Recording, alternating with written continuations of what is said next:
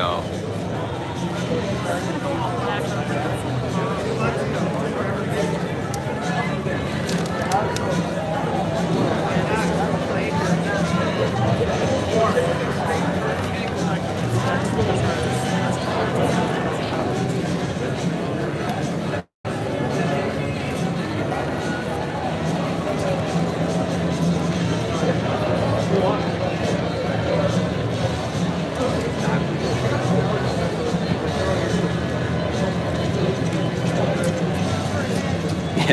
Sorry about that, folks. YouTube was really screwing with me. I usually stream with the streaming software, and this was a first for me. So I'm glad we got it back. We are back here, folks. Yes, sir. How's it going? That's about how you doing? Yeah, great. Pleasure to meet you. Pleasure to meet you as well. How are you doing?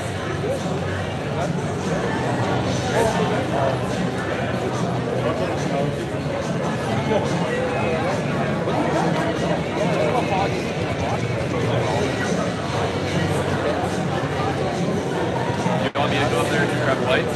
Sure, dude. Say hi. Will do, but thank you. I'll have mine. Yeah, sure.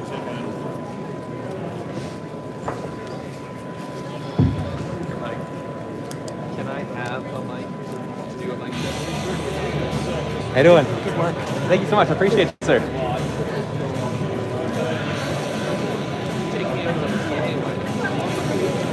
We're expecting here Poilievre to be here, they're saying probably within the next 20 minutes or so, so we'll get this thing started fairly soon. People are still streaming in here from my right-hand side. People are going to slowly start coming in, more so from that doorway. And then they're kind of streaming here in the middle. Gotta help out the homies, gotta help out the homies. Nothing like getting roasted in your chat to make sure you fix things.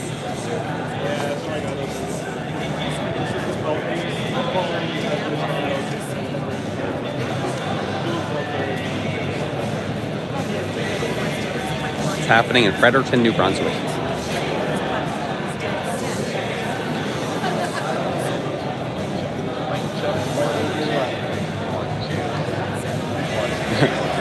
Thank you, Go Donnie. Really appreciate it. Hot chocolate. Here we go. Second cup. That's what's up.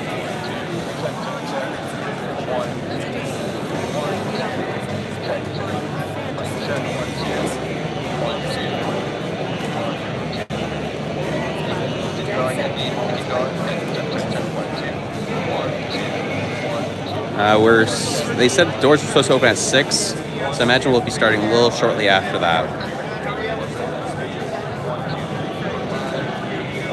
This is going to be a standing room only event.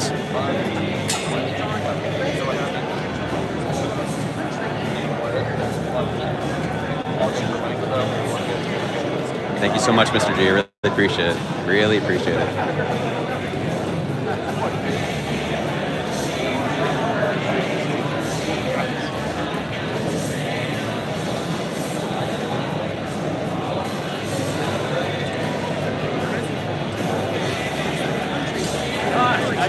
That's about how you Dave. I love your podcast. Thank you so much. And I'm originally from Nova Scotia, living in Moncton now. So I appreciate the stuff you're doing. Thank you. Forward to the truth. Try my best.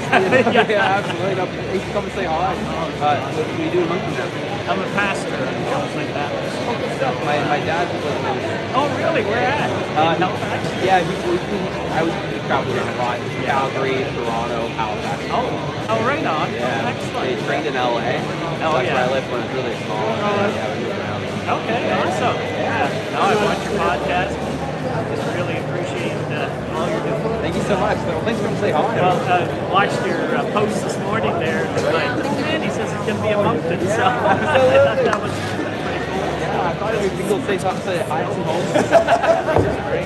Great that you get on the press stage. I'm surprised they put me here first. I'm happy. Well, we'll pray you get a chance to actually talk to him. That would be neat at some point. Yeah. I think they will begin kind of like telling everyone today. Exactly, yeah. So I hope we get that phone and have like that. Where do you want it? Hey, Thank you so much. Appreciate it. good work. Yeah, Thank you. keep it up.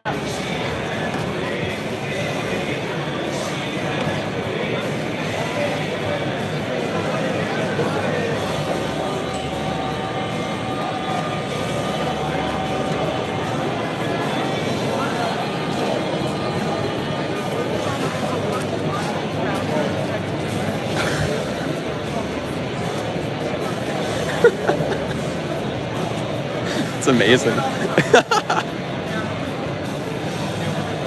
Thank you so much, sir. How you doing? Thank you.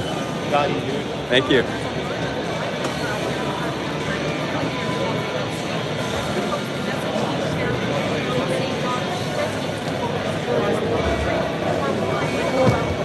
Yeah, there's a handful of MPs here. Obviously, Brian McDonald, because this is his riding, is here, and I'm actually unfamiliar with a lot of the representatives that are coming out of New Brunswick for this election, so I'm not really recognizing a whole lot. But I do know I've seen a lot of blue blazers out here, which those are likely MPs, representatives of the party.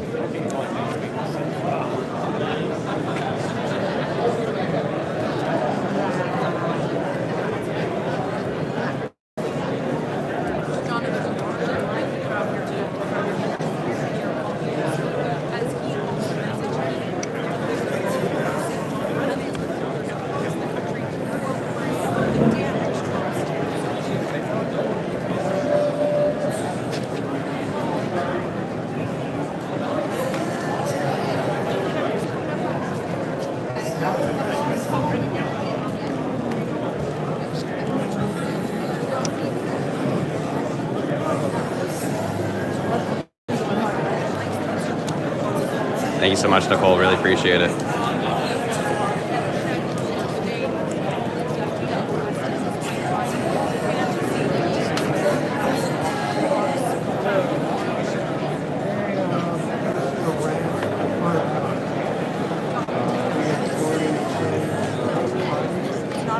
Now I know it's not right. Look for it.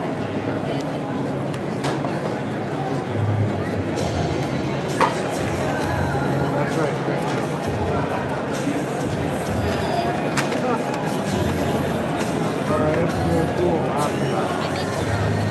Oh man, I might have to mute for a second while this music's on. YouTube might strike me down.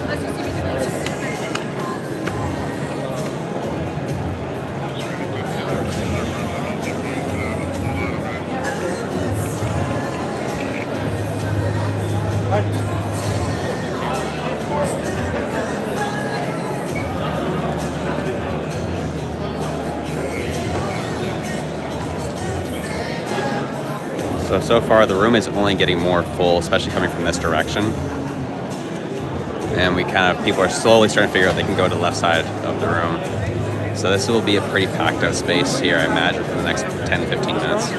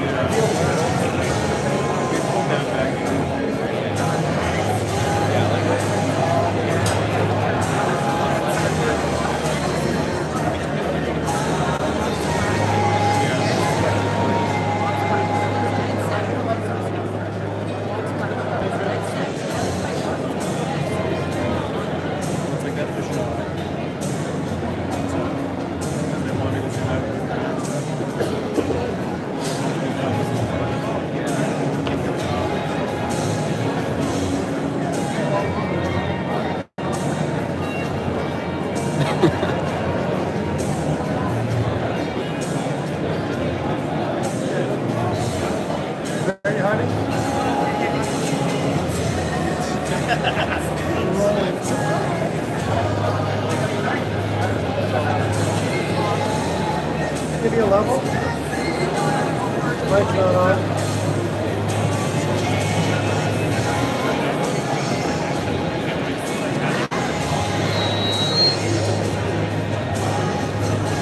Just for you fun folks, we are on Media Row here, and they are doing their little bits here before this thing gets started. It's kind of cool to watch and see.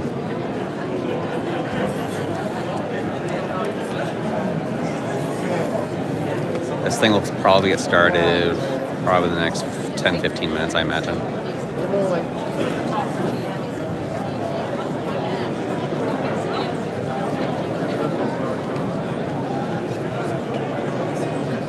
Thank you so much. Really appreciate it. Yeah, it wasn't too bad of a drive. It wasn't too bad. I didn't fear for my life at all, which was nice.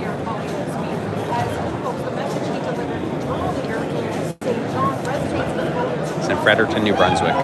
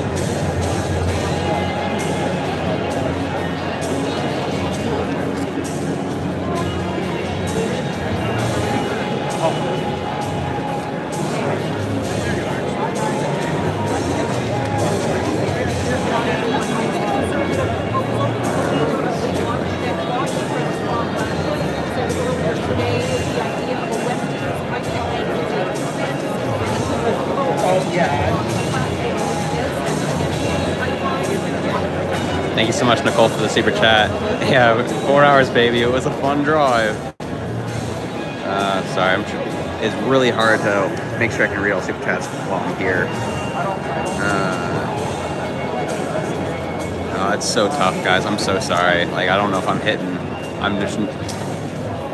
I would like to hit the super chats, but it is not letting me in the least bit. I'm so sorry, folks.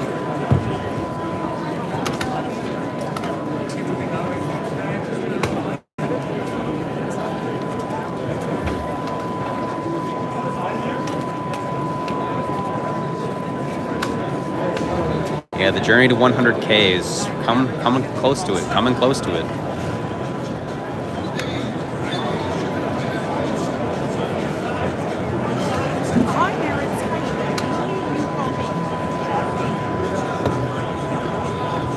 Oh, there we go. All right. Yeah, congrats on the kiddo, brother, from Mr. G. Thank you so much. East Coast, the liberal stronghold. Do you think Carney locking the fishermen has changed things? Oh, definitely. It's definitely at play.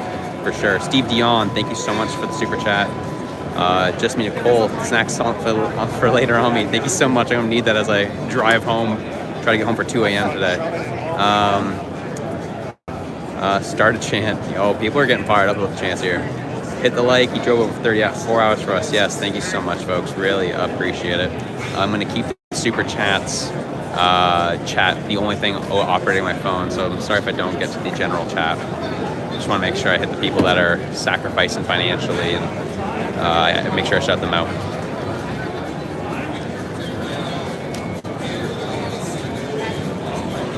But it is getting packed out here. It is getting packed out here.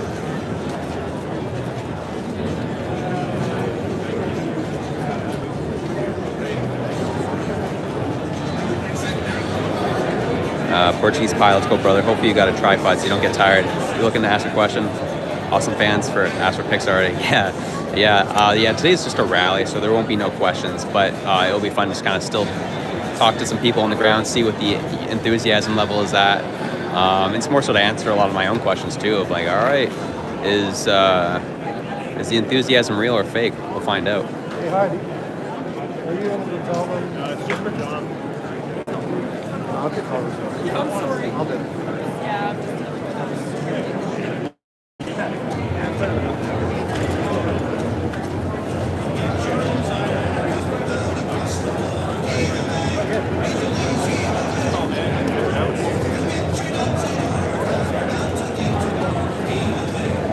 Mary Perrin says, so glad you're there. Thanks from us all. Maybe you get to shake his hand for us. Yeah, absolutely. I hope so. That'd be nice. Thank you, Marie.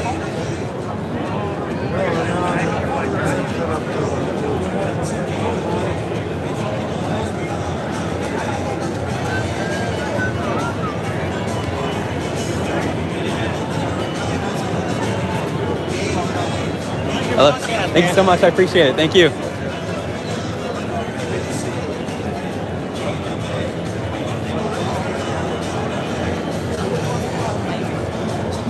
It's getting packed in here, folks. I believe capacity in here is somewhere in the 2,000 range. So it looks like we'll likely hit that. Dave B says, thank you for doing this. Cheers. Thank you so much, Dave. Really appreciate it.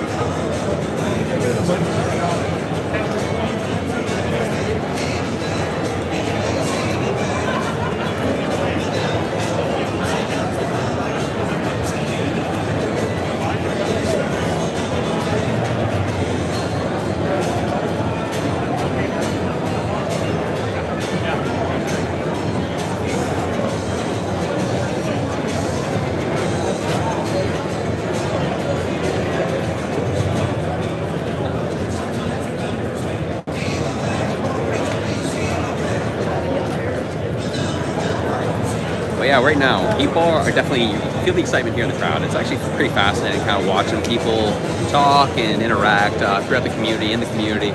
Had multiple of you already come say hi to me, which I really appreciate. Got some photos, which was amazing, beautiful. But now I'm going to be asking a lot of questions, especially those who come up to me like, why are you here? What is getting you excited? What is happening?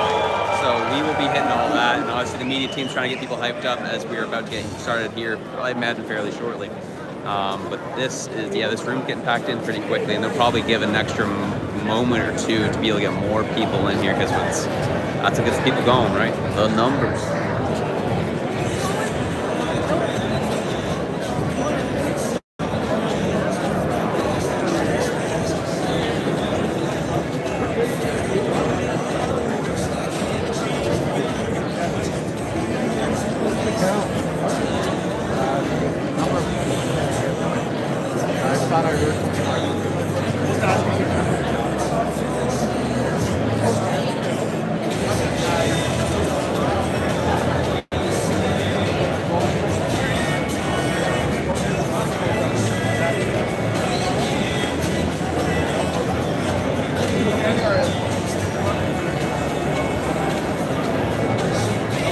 Yes, sir. How you doing? Good to see you here. Welcome to the Marathon. Oh, thanks for having me. Yeah, Thanks for having me. I just saw your last video and you said you're coming. Yeah, absolutely. I bet I'll see him around somewhere. 100%. 100%. Yeah, Thanks for awesome. coming to say hi. Yeah, absolutely, man. Yeah. Looking forward to this one. Yeah, me too. All right, hold on.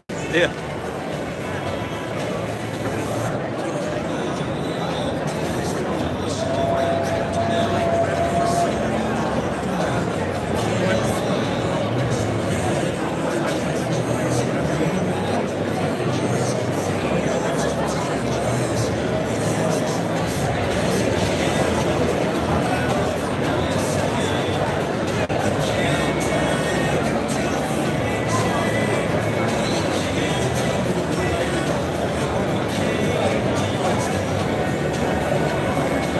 Yeah, please. Love to see 2,000 people. I'm sure we'll hit 2,000 people on the stream here once we get the event here going. It's going to be a bit of fun.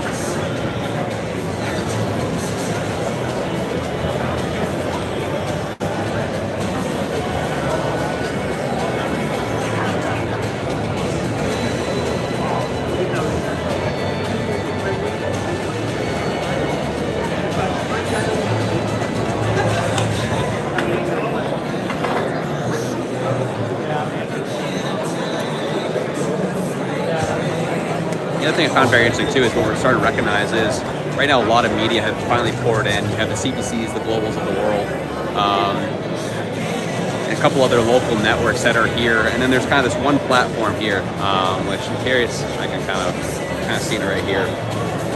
And this is kind of where the media is standing for this event. The really interesting thing is that there's just not enough space on the platform for everybody.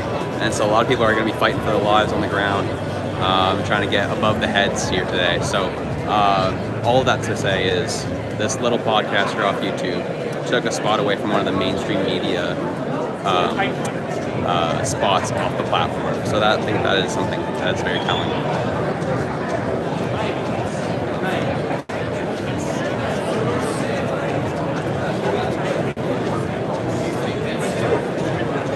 vibe is electric. People are very excited right now. You can definitely feel it in the air. And, you know, it's like people are just pouring in. I'm kind of do a quick pan here for Mr. Sunshine Baby here. But yeah, this is kind of like, we're right now, like this is like the back corner, nothing's there. But then we're kind of starting to see here, it's filling in. And then everyone's coming from this back right corner, the entrance there. That's where everyone's coming in from. So that's where things are at. And we don't have much more space. I imagine probably a handful, 200-300 left space in here. So fascinating.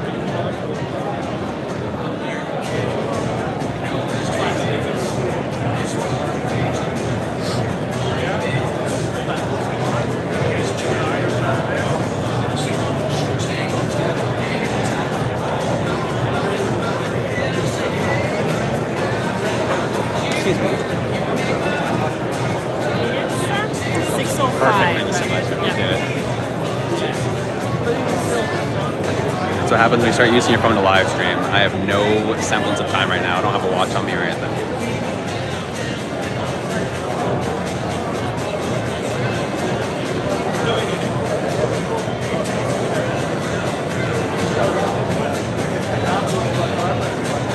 Yeah, get our likes up to, let's get our likes up to 1,000 here, folks. I'd love to see the likes at 1,000 here.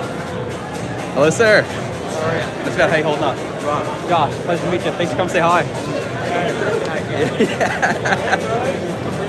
is he going to be right in the middle there? Yeah, it's me right. Yeah, there's like that black pulpit there. That's exactly where he's going to be at. Yeah. You haven't had your gig yet. What? You haven't had your trial yet? No, yeah, we're 10 days away. Yeah? Yeah. It's exciting. Thank you so much.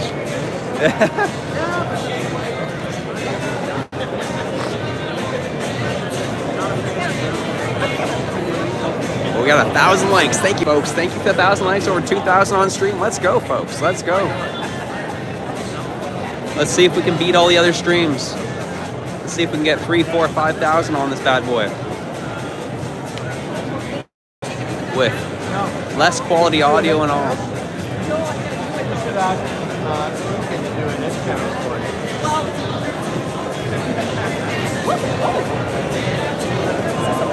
What I usually try to do is I take a photo and then I count groups within the photo.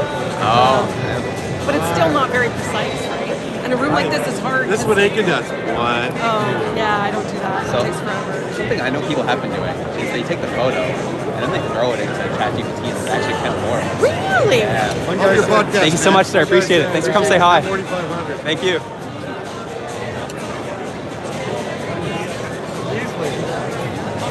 The tough part too is sometimes you can look up the capacity of a room, but then when it's standing room only, like a lot of hotels, Right. when they have convention halls, they just put capacity like based on with seats and everything. Yeah. So then it's like, okay, well that's not exactly right then because everybody's standing. It's an imprecise. It's I just like to say high math. massive, Yeah. big, Just keep it vague. large. No one gets mad. Yeah, you know, it's hard to be precise because it's Yeah.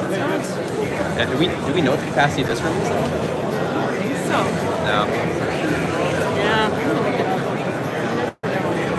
I don't think I'll get that lucky. You know, they were talking about one of them where the guy almost walked in and then he went, whoa, sorry, there's that. But they're checking to see if they're okay. That's okay. He did what any guy would do. Yeah, he was like, oh, sorry. It was fine.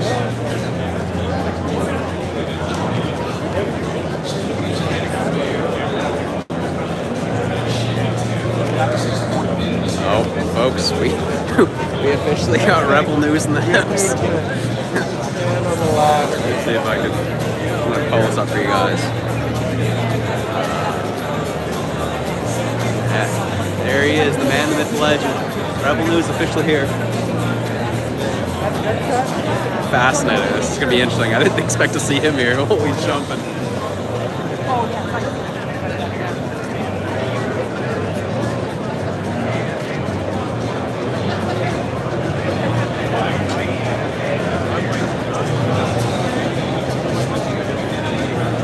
It's tough to say. Like that's what I was just talking with one of the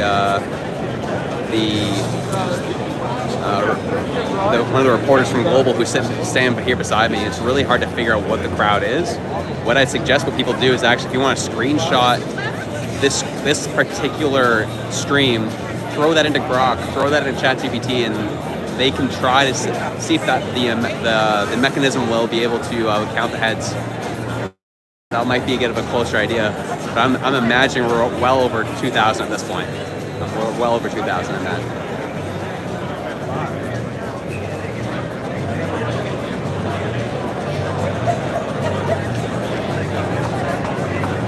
Sorry.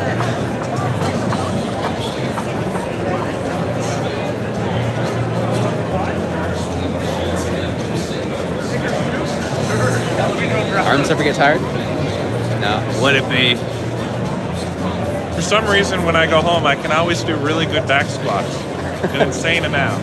That's amazing. And then we started this other thing the other day with her, and everyone, no one could do it. And I went up, and I was like, no problem. I'm like, how? And I'm like, I guess it's from carrying this thing everywhere. I'm like the smallest guy at the gym. And I can back squat more than anybody. Wild. All right, here, folks. Yeah. Yeah, this is now really coming in hot. Like, we're starting to see like that corner I showed you guys earlier is now, it's getting less empty. The only person over there is CBC. And then yeah, this section obviously just filling in completely. It's unreal. It's starting to get a little warm in here.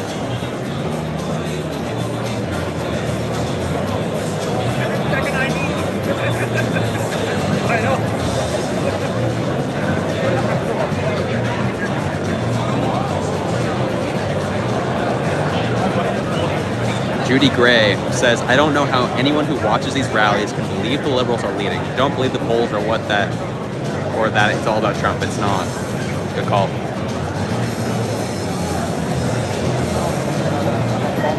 And Reg is officially in the chat, folks. Reg is officially in the chat. We'd love to see it.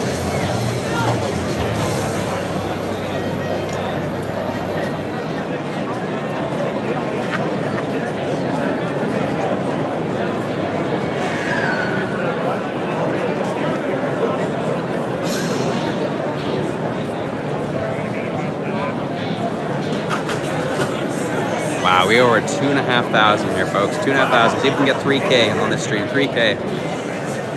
The event will be starting here shortly. The signs will be going up immediately. See if we can beat them.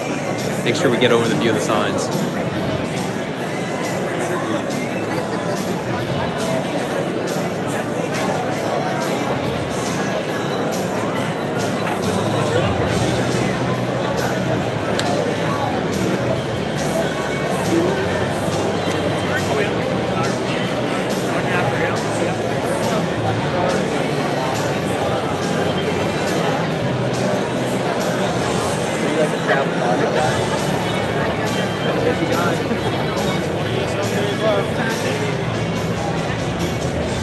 Oh, you're not counting down already, are you?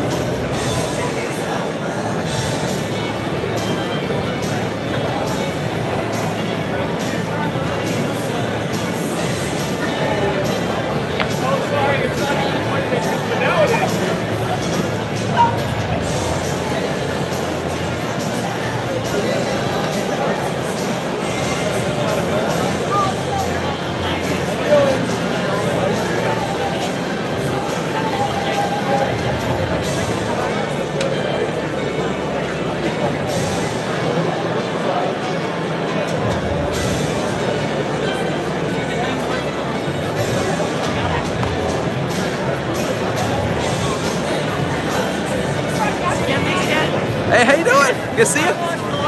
Thank you so much. I appreciate it. Thanks for saying hi.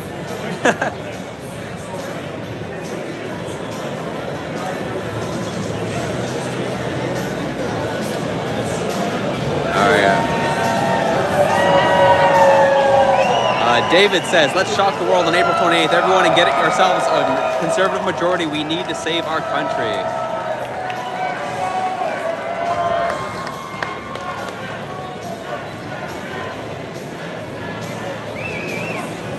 Alright, people are craving for this thing to start, and I'm sure everyone on the stream's feeling the same way right now.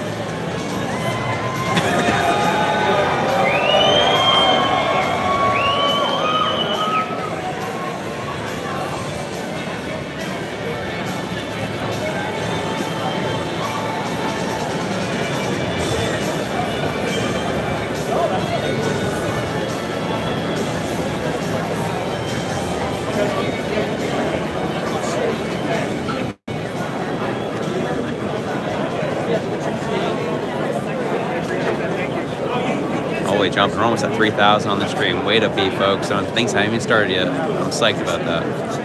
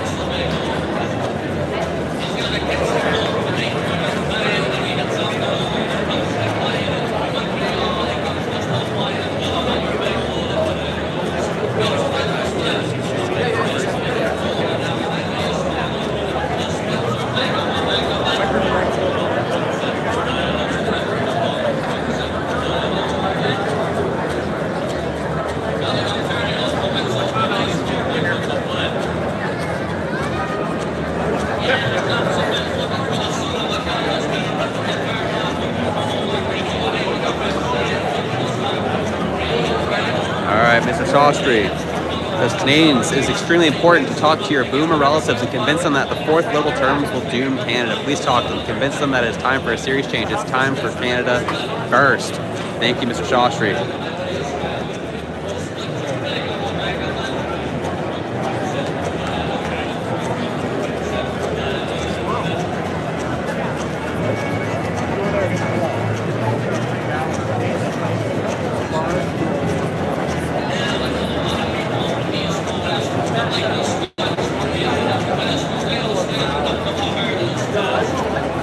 Darlene dropping 14 bucks on the channel. Thank you so much. Really much appreciated. So much appreciated. I'll admit, I imagine you're feeling the same way on stream. People are starting to get a little restless. Crowd control is on the way at this point in time. And it's getting packed out in here. Very little space left to fill in. It's kind of how events work, especially if you've ever been to a concert or anything like that. They will extend the start time as long as they can to try and get as many people in as possible. And that's kind of currently what we're seeing.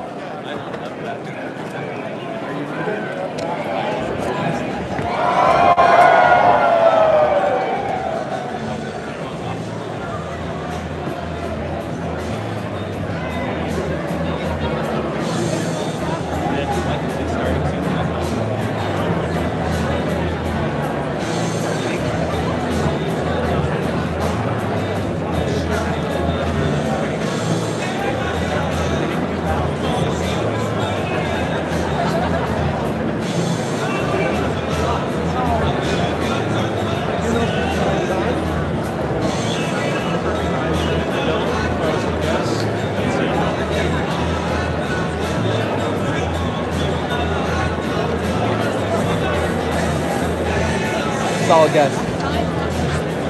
Just gonna put that out there. Yeah. Have they started on time? I guess they haven't started time at all during this time. Okay, yeah. Yeah. Yeah, 100%.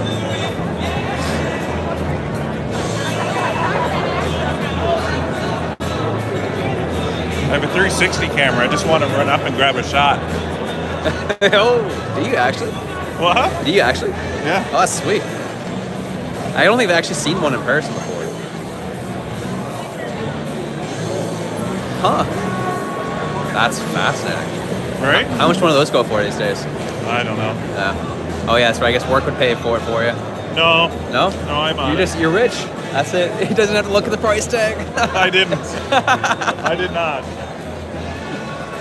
That's not a good thing, too. It's very dangerous. I hear you. I'm sure I paid for other people's gas. Right. Just go, fill up. Oh, yeah, sure. Yeah.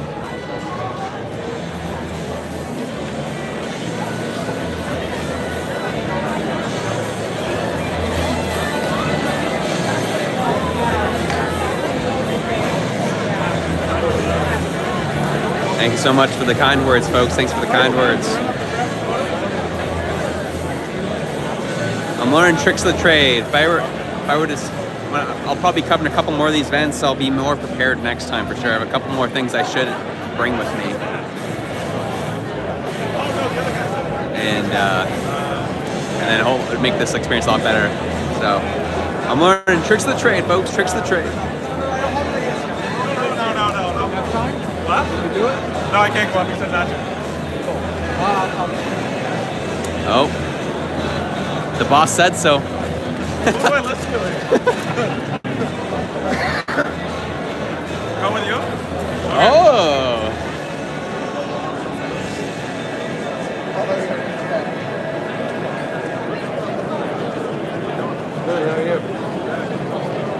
All right.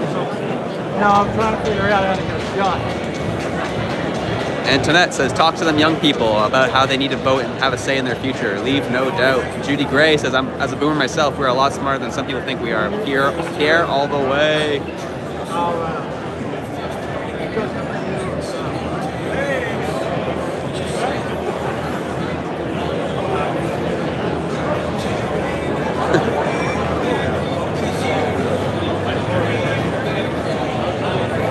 Someone's saying there's CPAC isn't covering this, and honestly, I'm not seeing a CPAC camera here, so you're probably not wrong on that.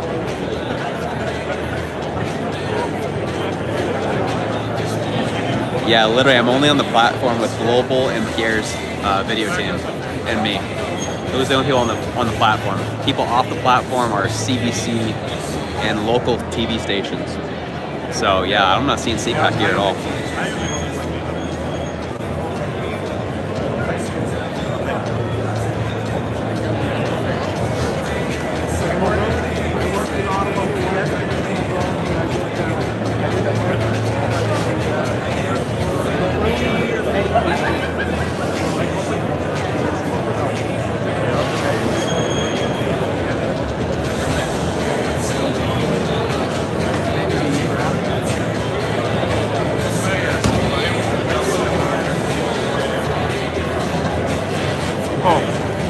You get the shot? Way to be, brother.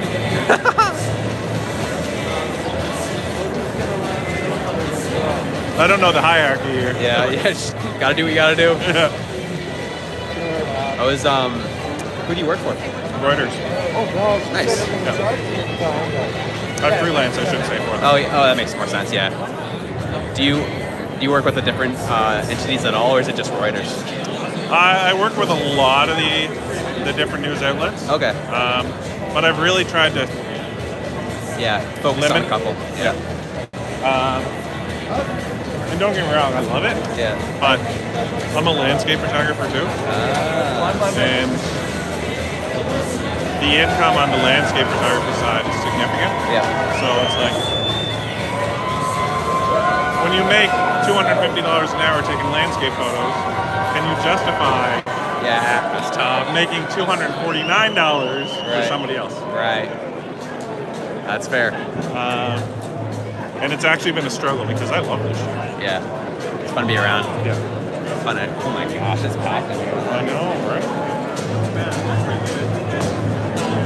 Alright folks, let me see. I'm going to try and give you guys a bit of a 360 view of what's going on here. I'm going to raise you up. That's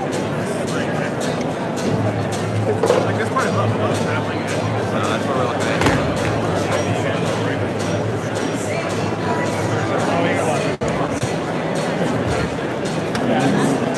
It's not like I'm dancing up here. Well, why are you? There you go. And we still have this corner empty, but it's getting smaller and smaller. It's getting smaller and smaller. Well, I was going to stand right there in the middle. And then I was going to go to the tables. That's what it's looking like. This is looking good. It's looking Yeah, good. the camera. And what I was just informed by, you may have already heard, that these rallies have not been starting on time the whole campaign trail. So don't expect it to start on time here now. We're probably looking around, I don't even know, I think we're looking at, what's it, close to 6:30 now, it's local time. I'd probably give it another, I'd probably be closer to 6:45 local time at this point. Oh. Woo.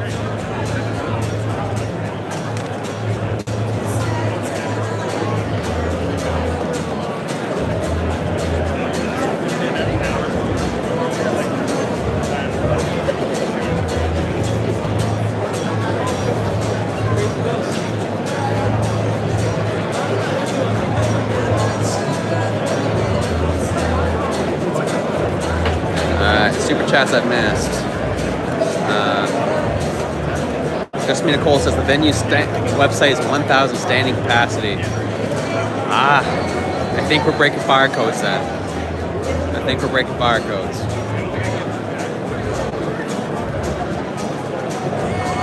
Mojo Blue says, love your channel. Thank you so much, brother. Really appreciate it. David Waters dropping $10 on the stream. Thank you so much. All right, you've probably recorded enough crowds. What do you think this is like? What's your guesstimation telling you? I don't guess. Oh. I do not guess. Yeah. But the people to guess are the police, so I always go to the police and ask them. Oh, good call. Now, an hour ago they guessed 2,500. Okay. Like when this was not near what this is. Yeah. When they just looked over there. Yeah. They guessed 2,500. Wow. So okay, good to know. But I will never guess. That's way to be. There's so many. Oh yeah. There's so much of around that. Absolutely. Who are you shooting for? It's actually on my own, Okay. independent. Oh, Yeah. nice. Yeah. Are you a local? From Halifax. Okay. Yeah. What's it called? The Elevate podcast. The what? The Elevate podcast. Okay, cool. Yeah. Thank you. Oh. Got close to 3,000 on stream right now. So Oh, nice. there's waiting and seeing. Have you showed them? Yeah, did a couple pans here, Did you? and your information just said like that they were thinking 2,500 before it started looking like this. That's saying something. I wish the police would walk by again. Yeah. Then we could ask. One time I felt that way. Yeah. Right?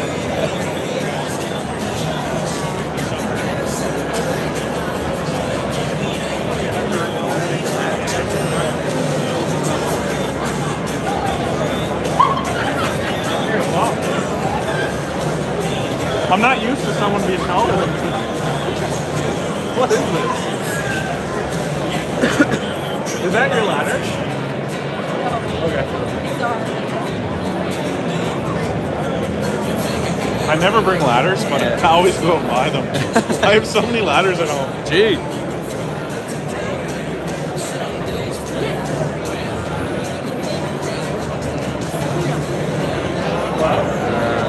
Denny Levesque dropping $14 on the chat. Thank you so much, Denny. Appreciate it. Yeah, so you probably heard that conversation I just had here from a photographer from Reuters saying that the police here were estimating there was 2,500 here. That was before the room looked like this. So we're looking probably closer to 3,000, 3,500 people here right now, which is probably a safe bet. Just Me Nicole on stream said the venue says they hold 1,000, but that is just nowhere. This is definitely over 1,000. I've seen enough crowds. This is definitely more than 1,000.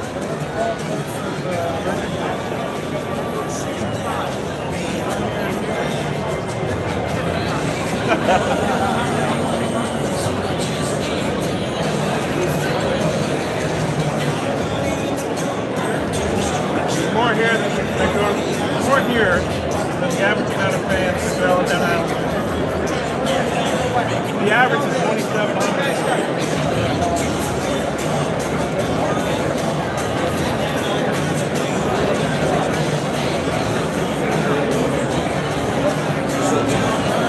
You guys are such patient people on stream. You guys are patient people on stream. I would have been doing something else by now, but it's worth it. It'll be worth the wait. It'll be worth the wait. And I'm anticipating at some point, which will make it real interesting, is I'm sure some hecklers will show up. That will be interesting. I ran out. I got a 360 shot. I got a 360 shot. 360 can?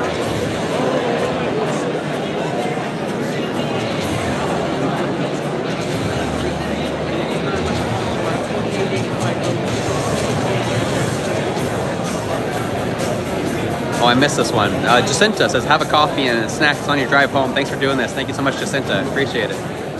I totally missed that one. That's on me.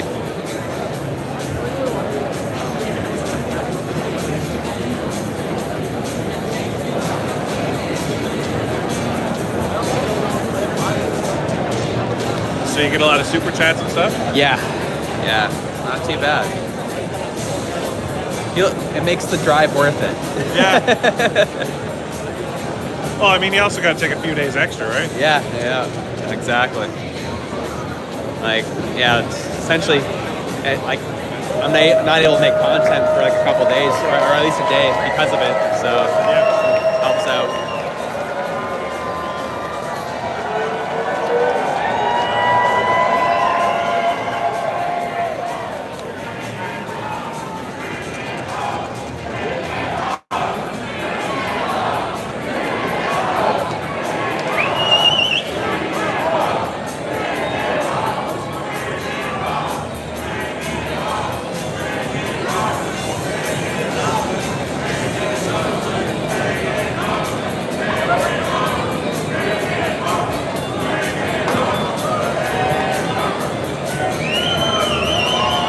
Farm Girl coming in with 25 bucks. Thank you so much. Appreciate it.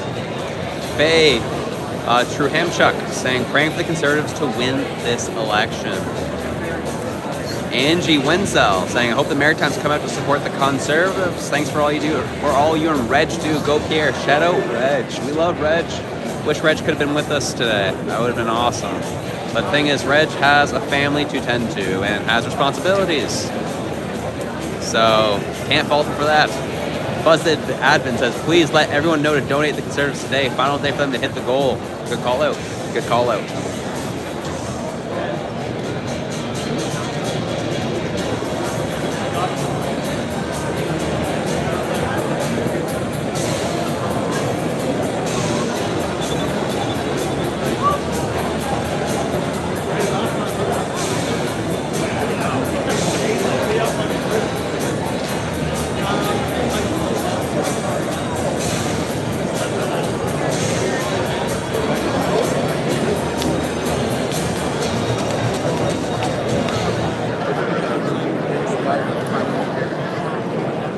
This is kind of where things are at right now.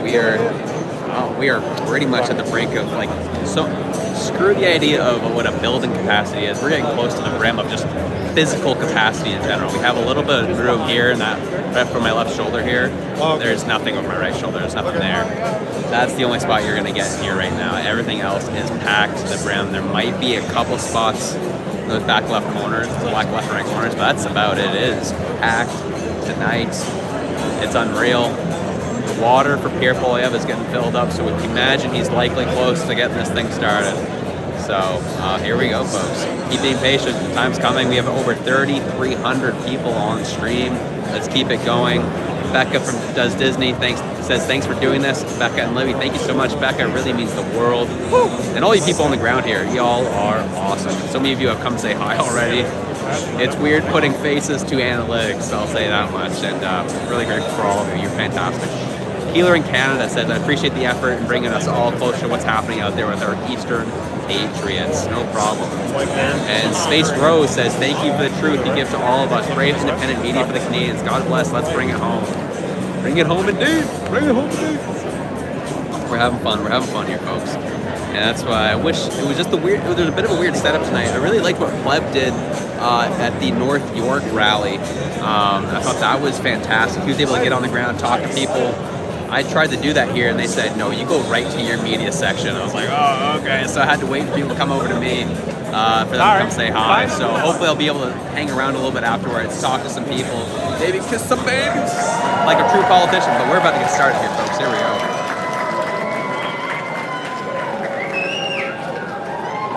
So who is excited to be here?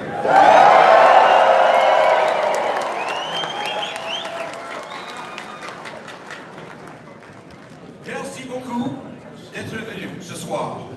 C'est formidable de voir autant de gens ici pour envoyer un message fort. Il est temps de mettre le Canada d'abord pour faire changement. Thank you so much for coming tonight. It's great to see so many people here to send a clear, strong message. It's time to put Canada first for a change.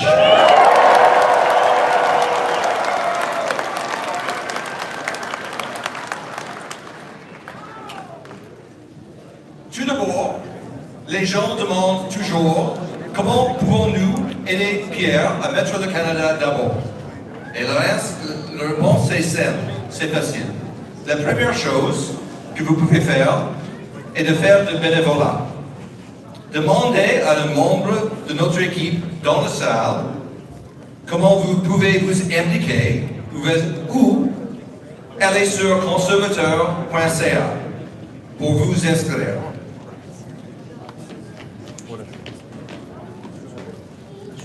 You're going to get it in English, don't worry about that.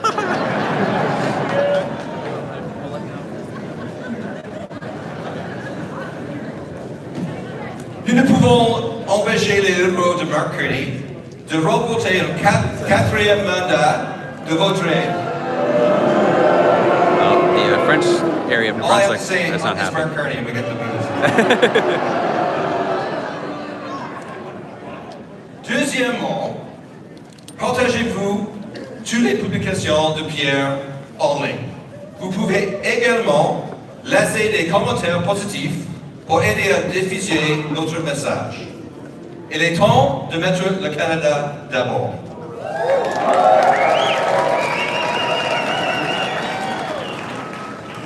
Now we get to the good stuff.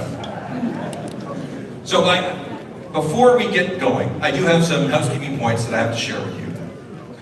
So, first of all, did you know that you can vote right now?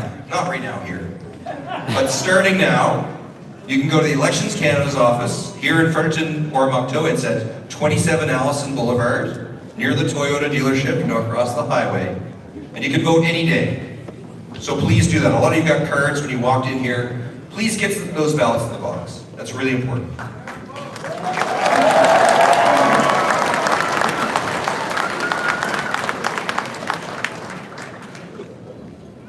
Now, people are always asking us, how can we help Pierre put Canada first? And it's easy. The first thing you can do is volunteer. So I know a lot of you passed through the gate there. Please leave your details with the volunteer. Make sure, right, it's on the list, isn't it? That's great. That's what we need. We need people to come out and help. You've come out tonight, keep coming out. We need your help. The other thing you can do is get online and amplify our message on social media. So if you see a post you like, share it, like it, comment positively, right? And we have to spread that message. It's time to put Canada first.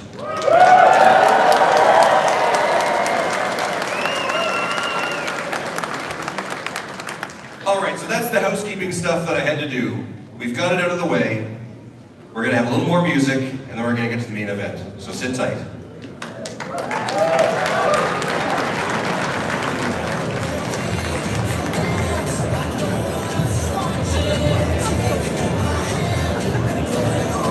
I'm almost 50. Oh, come on. It's You're not true. old. I am almost 50. Well, now I feel old. I'm not. Oh my God, you're like.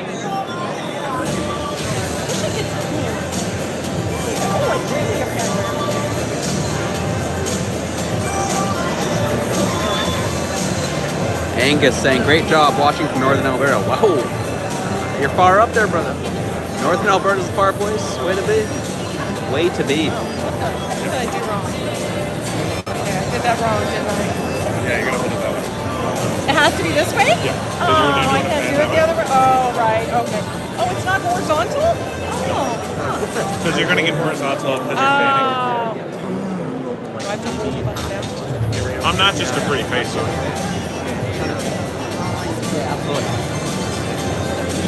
Yes? Yeah. Yeah. So, I Just mean, move over. Even if, yeah, just even it's more for your comfort. If Okay. you're like there. Done. Yeah. Gotcha. As long as you're good. Oh, yeah, Anywhere 100%. I need to be here. Yeah, I understand. Oh, I got you.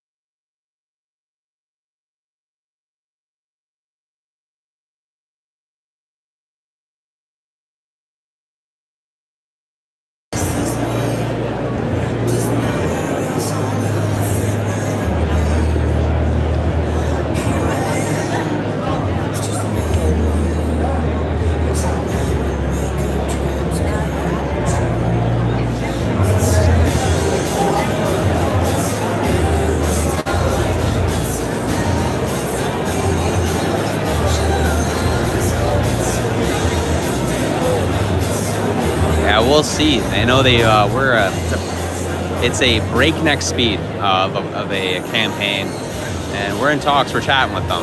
Hopefully, we can make it happen. But when Carney drops a writ with 36 days in the campaign, it's tough to get everybody in, right? No.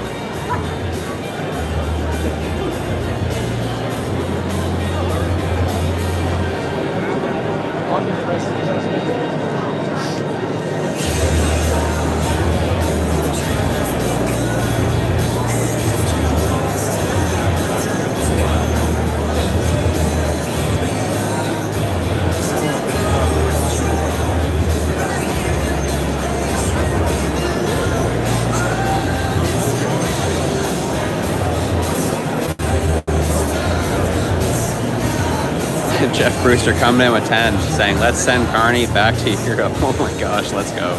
Veronica dropping in 25, just saying, you are amazing. Thank you so much, Veronica. I appreciate it. Really much appreciate it.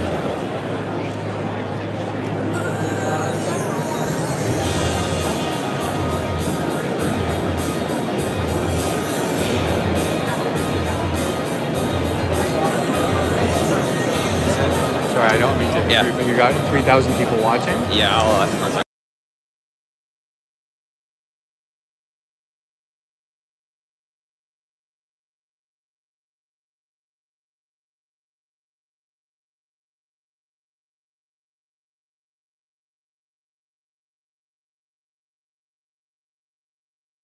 Ladies and gentlemen, please stand for the singing of our national anthem, O Canada.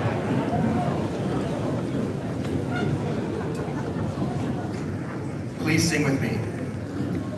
O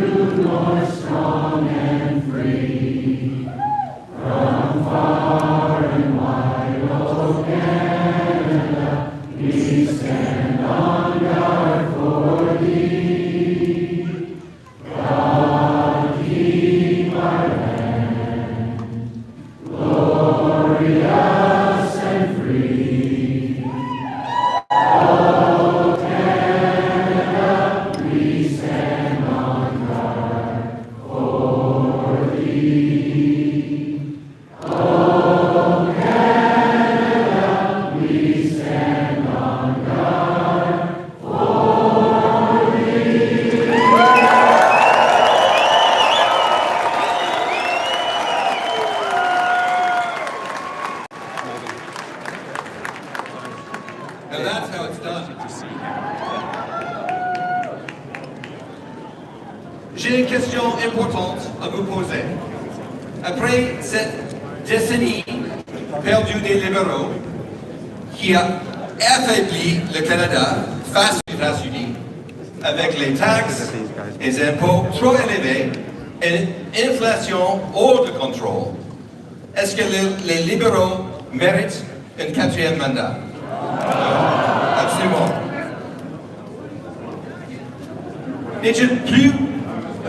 N'est-il pas plutôt le moment de mettre le Canada d'abord? Oui, absolument. Pour faire changement avec un nouveau gouvernement conservateur qui va réduire les taxes et les impôts, accélérer la construction des logements, exploiter nos ressources naturelles, stopper les crimes, ramener nos emplois ici au Canada, pour remettre le Canada dans une position de force face aux États-Unis de Donald Trump. All right, everybody. It's an important question. After this lost liberal decade, with costs and crime up and our economy down and under America's thumb, do you think the Liberals deserve a 4th term?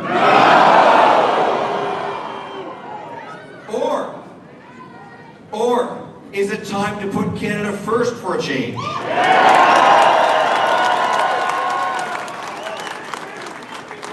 With a new Conservative government that will axe taxes, build homes, unleash resources, stop crime, and bring home jobs to stand up to Trump from a position of strength.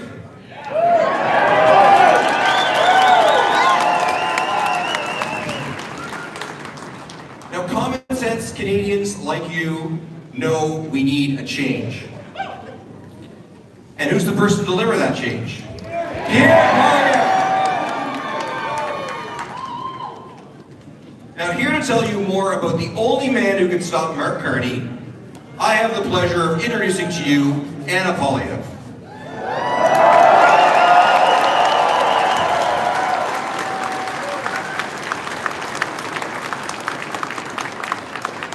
Now, Anna is an entrepreneur. She's a dedicated advocate against human trafficking and a staunch supporter of women's empowerment. Born in Venezuela and raised in Montreal, Anna moved to Ottawa in 2006, where she met her future husband, Pierre Poilievre. And they married in 2017. Now, an active member of the Conservative movement, she is the driving force behind the Conservative merch. Many of you are wearing it tonight. That's her efforts. And she's, of course, Pierre's #1 supporter. Elle a lancé Their Stories Matter, une plateforme en ligne dédiée à donner la parole aux suivants de trafic de personnes. Anna is committed to supporting women and elevating them through her online magazine, Pretty and Smart Co., and her Lead Her Forward initiative, which seeks to pay it forward by inspiring, connecting, and elevating women. But she will tell you that her greatest accomplishments and most important roles are being a supportive wife and the proud mother of Valentina and Cruz.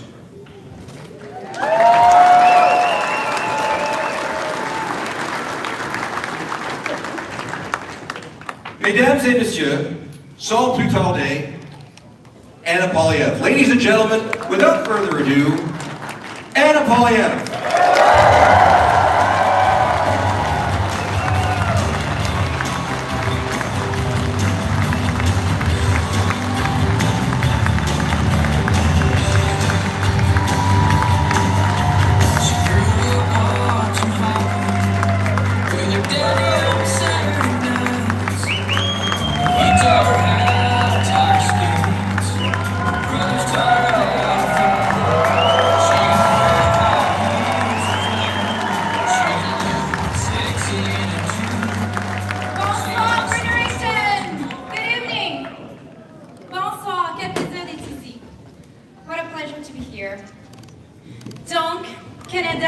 voilà, nous nous retrouvons dans un moment crucial où nous devons décider si nous allons élire pour un 4e mandat un gouvernement qui a affaibli notre économie, qui nous a laissés avec une énorme criminalité, qui nous a laissés avec des maisons qui nous sont non abordables et qui nous a laissés vulnérables face aux menaces de Donald Trump, ou si nous allons élire un gouvernement conservateur pour mettre le Canada d'abord.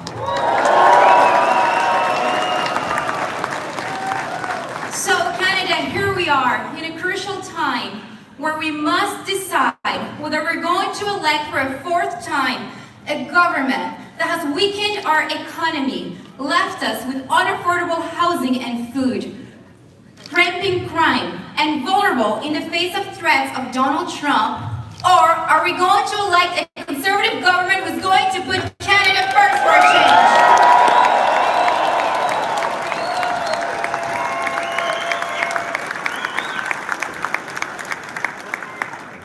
This journey began about 3 years ago for my husband and our family, when Pierre decided to run for the leader of the Conservative Party of Canada. Ever since, my husband stepped away from the Ottawa bubble to travel from coast to coast to coast so that he can listen to Canadians directly.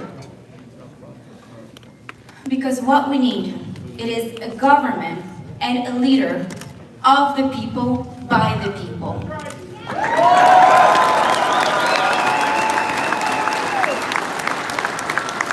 Leadership is not born from the boardroom of the elite. Leadership is not born because of fancy titles and degrees. Leadership is born from the true love of our country, our true north, strong and free.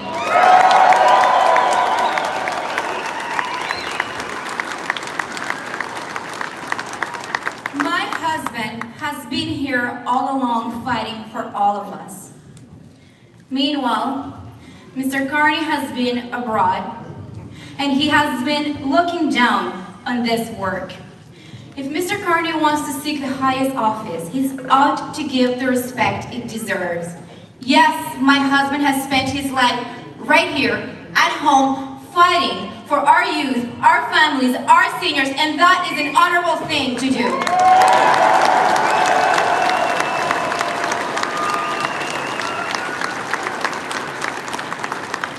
So when Mr. Carney says that my husband doesn't know how the world works, well, I'll tell you what, he knows how Canada works, and he's going to make it work for all of us.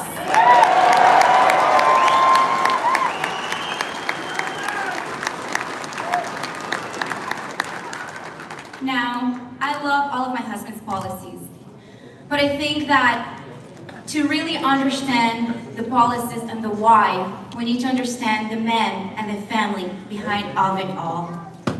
My husband was born from a teenage mother who gave him out for adoption to 2 school teachers in Calgary. They have worked really hard for everything, living paycheck to paycheck. Pierre worked for everyth. In his life, nothing was given to him. That's right, thank you. I was born in Caracas, Venezuela, and my family immigrated here to Canada in Montreal in 1995 when I was 8 years old. My father's first job was collecting fruits and vegetables, because that's the only thing he could do. Later on, he had 3 minimum wage jobs just so that he can make ends meet and feed our family. By the time that I was 17, I had left home and been 100% financially independent. By the time that I was 19, I had moved to Ottawa, took a student loan, and worked full-time so that I can put myself through university and feed myself. By the time that I was 25, I had saved enough money, $25,000, to put a down payment on a little townhouse in the east end of Ottawa, a 2-bedroom house. That, I was a 25-year-old single girl. And that, ladies and gentlemen, was in 2012, 3 years before the Liberals took office. So that is the Canadian promise that we are fighting for and that we want to bring back so that all of us, our youth, our families, our immigrants, they can all afford a house and food again.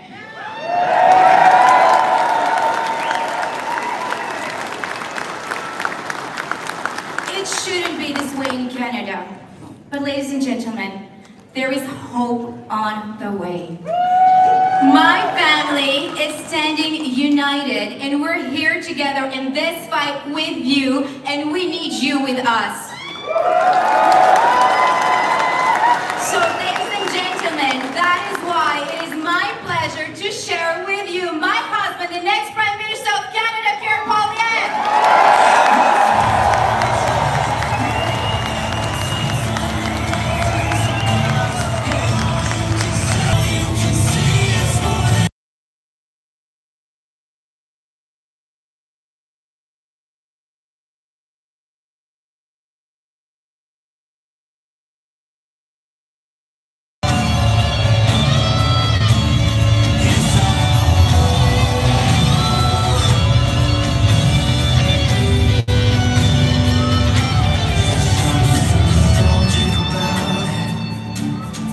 There's something brand new about it.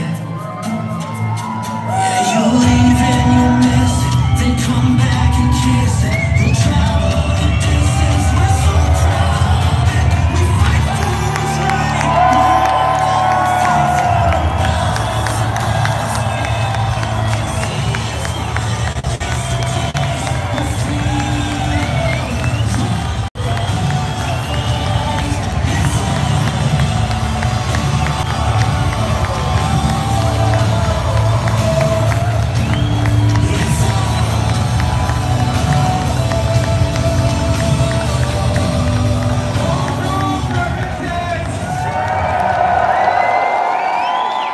Who's ready to put Canada first for a change? Who's ready to axe some taxes? Who's ready to build some homes? Who's ready to build some pipelines? And who's ready to bring home change to the country we love? Wow, quel excellent group. Oui, bring it home. Yeah. Look at this crowd, incredible. And it's not just, I need you as well. What a guy. Thank you. Just for that, you get a shirt. There you go. Thanks for that. A great patriot. Look at this crowd. Incredible. I think that New Brunswickers are ready to put Canada first.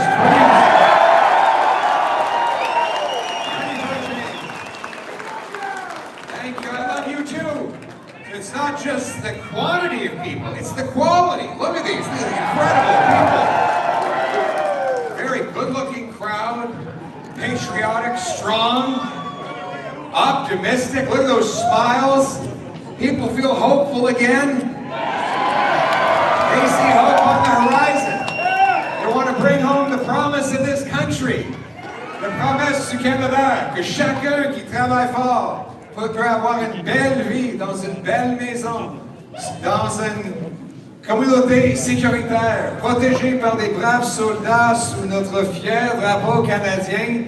That is the Canadian promise, that anyone who works hard can have a great life in a beautiful house on a safe street, protected by brave troops under a proud flag. That's what it means to put Canada first.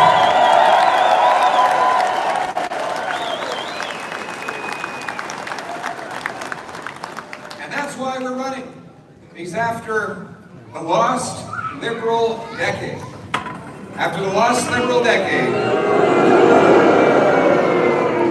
here's the question.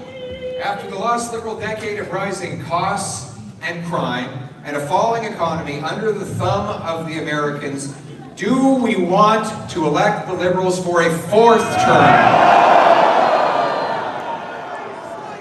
Or do we want to put Canada first first for a change with a new Conservative government that will axe taxes, build homes, make our country slow. Change. Who wants change? The Liberals will take the change out of your pocket. There's none left. That's right. It's too late. Everyone's already broke. They're pulling a fast one again, aren't they? After the last Liberal decade, they want you to forget that they doubled housing costs, that they drove up food prices 37% faster in Canada than in the United States with their carbon tax on the farmers and truckers bring us the food. They want you to forget that they drove 25% of Canadians into poverty. They want you to forget the crime, chaos, drugs, and disorder, the 50,000 blessed souls that we lost to drug overdoses because of their radical, liberal ideology on drugs. They want us to forget that they blocked pipelines and mines and drove hundreds of billions of dollars out of our country into the United States, making us helpless against the unjustified threats of Donald Trump. They want you to forget all of that. And the trick they're employing is replacing Justin Trudeau with his economic advisor and hand-picked successor, Mark Carney.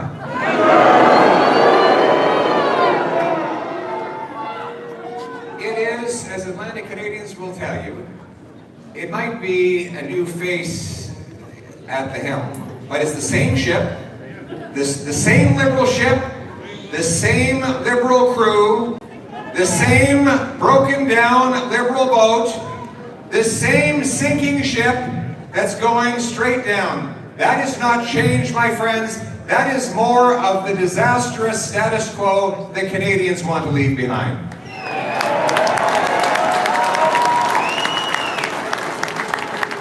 It's the same Liberal ministers, same Liberal MPs, same Liberal promises, same Liberal results if you elect them for a fourth Liberal term. The only difference is that they now have an even weaker and more compromised leader than they had before. Mark Carney has already demonstrated that he's prepared to sell out our country for his own self-interest. He moved his corporate headquarters from Canada to the United States just 6 days after Trump threatened our economy with tariffs. He could have pounded his fist on that mahogany desk at that boardroom meeting and said, Donald Trump is threatening Canada and I won't back down, I'm keeping the jobs in Canada. But instead he chose his profit before his patriotism, and Canadians will never forget it.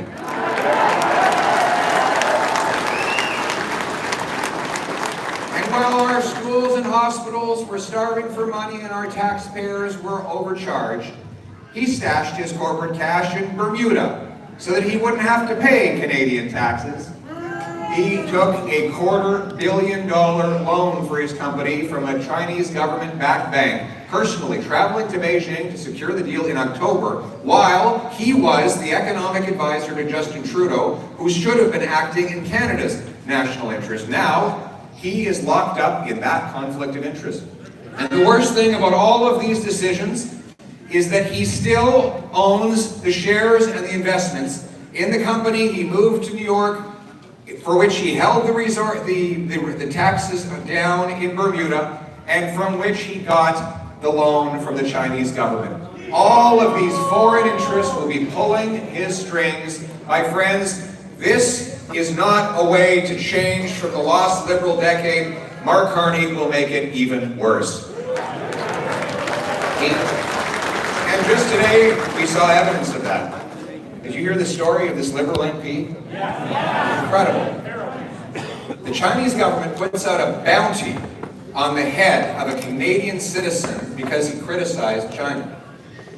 And the Liberal candidate in the same riding as this Conservative candidate said that that people should turn him over to the Chinese government to send him back to China where he could be killed. On a bounty. Mark Carney was asked what he thought, and he said he would keep that Liberal candidate in place. Of course he would. When you owe the Chinese government $250 million, it's pretty hard to stand up for Canada, isn't it? This is the question as we face the threats of trade tariffs from Trump. If Mark Carney will not stand up for a Canadian citizen whose life is threatened by a hostile foreign regime, will he ever stand up for Canada against the Americans? Of course not. But he is weak, out of touch, and compromised. But he will never put Canada first.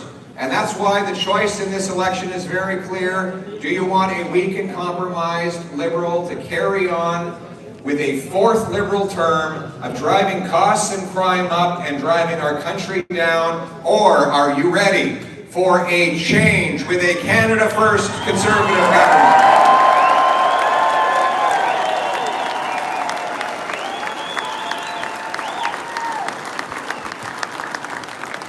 Canada First starts with bringing home our jobs and our money, with a real bring it home plan. Bring it home is my terminology for two reasons. One, because we're going to be bringing home the hundreds of billions of dollars Liberals have driven out of the country to hostile foreign economies. And two, because you are going to be bringing home more of your paycheck. Let's start with that. The Bring It Home tax cut will lower tax rates on work, investment, energy, and home building. Let's start with work. Anybody see that meme online of the kid sitting in the park with his dad, and kid's got his face, his hands, bawling his eyes out. He's asked his dad, what is an income tax for? And dad said, well, it's just like your school report card, just the opposite. The harder you work, the worse you do. Income tax is the fine you pay for the crime of working hard.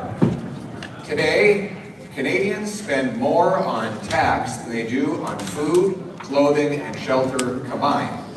The government has become a morbidly obese, never satisfied monster that consumes more and more of everything that you produce. Now it has grown by 80% in cost, and most of that has fallen on working class taxpayers forced to pay more. That is why I have announced that a Canada First Conservative government will cut income taxes by 15% so you bring home more.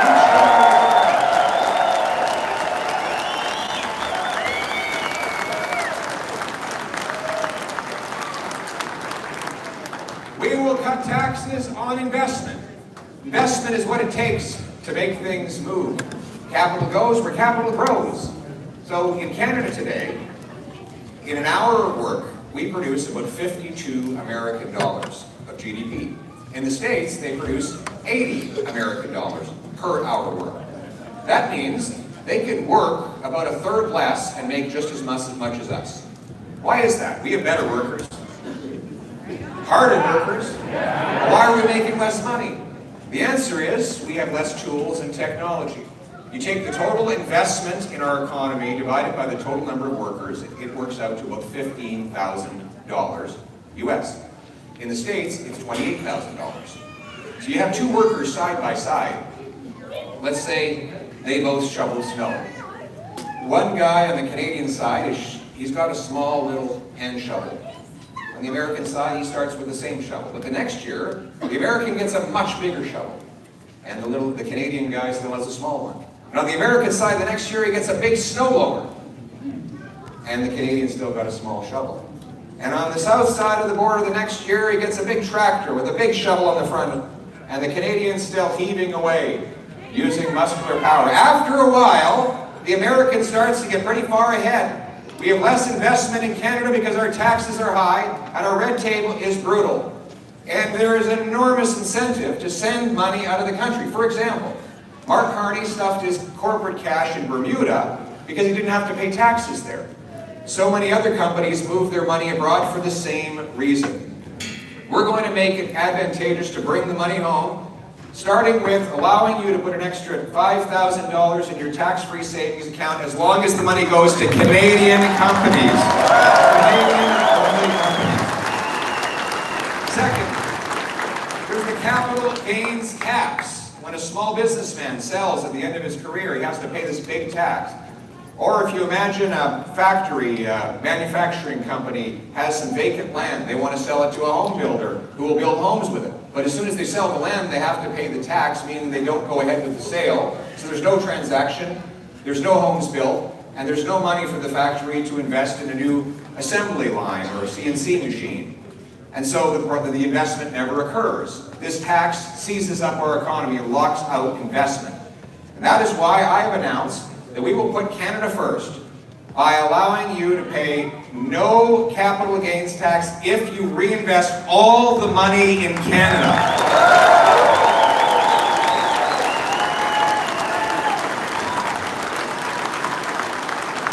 Now, you take the money out of Canada, you pay the capital gains tax. You want to go buy a boat and sit on the lake? Well, nothing wrong with that, but you have to pay the tax. But if instead you sell your investment but reinvest it in Canadian home building, Canadian factories, a Canadian company that builds pipelines, digs mines, and creates jobs in this country, then you will be able to do it tax-free. We will also encourage the companies that have shipped their money abroad to bring it home. This will be like rocket fuel that will launch our economy above the Americans, make us strong and independent, self-reliant.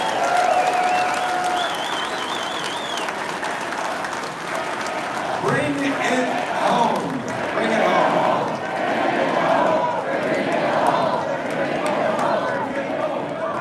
And then there's taxes on energy.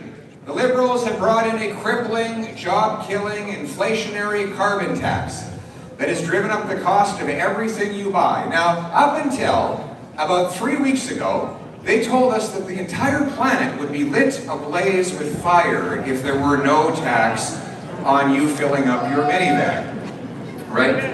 So, they've had this carbon tax in place for 7 years. The carbon tax law is still in place. But tomorrow, the Liberals are going to hide the carbon tax from the gas pump until the election is over. Mr. Carney, Canadians are not stupid. They know exactly what you're doing. You're hiding the tax until after the election. And if, God forbid, Mr. Carney and the Liberals were elected for a 4th time, they would slap that tax back on, raise it higher than ever before, and cancel the rebate that was supposed to go along with it. Furthermore, he has said that he wants to, this is part he's been honest about, he wants to well, in fairness, Mark Carney has not been in the country for most of his adult life, so he's had 3 passports up until recently. But he's admitted that he wants to bring in a much bigger industrial carbon tax on steel, on lumber, on aluminum, on fertilizer, on all the other industrial products that we need to survive as a modern civilization. But he doesn't think you're smart enough to know that it will all be passed on to you in lower wages and higher prices. And this is some area where he's got a lot in common with Donald Trump. Both want to tax Canadian industry. Trump wants to do it with tariffs, Carney wants to do it with a carbon tax. You know, we're talking about fighting Trump on tariffs, and I agree with that. But I'll tell you something, it's even worse when the tariffs and taxes are being put on our businesses by our own government. And so let me be clear. We will put Canada first by axing the carbon tax for everyone, for everything, for good.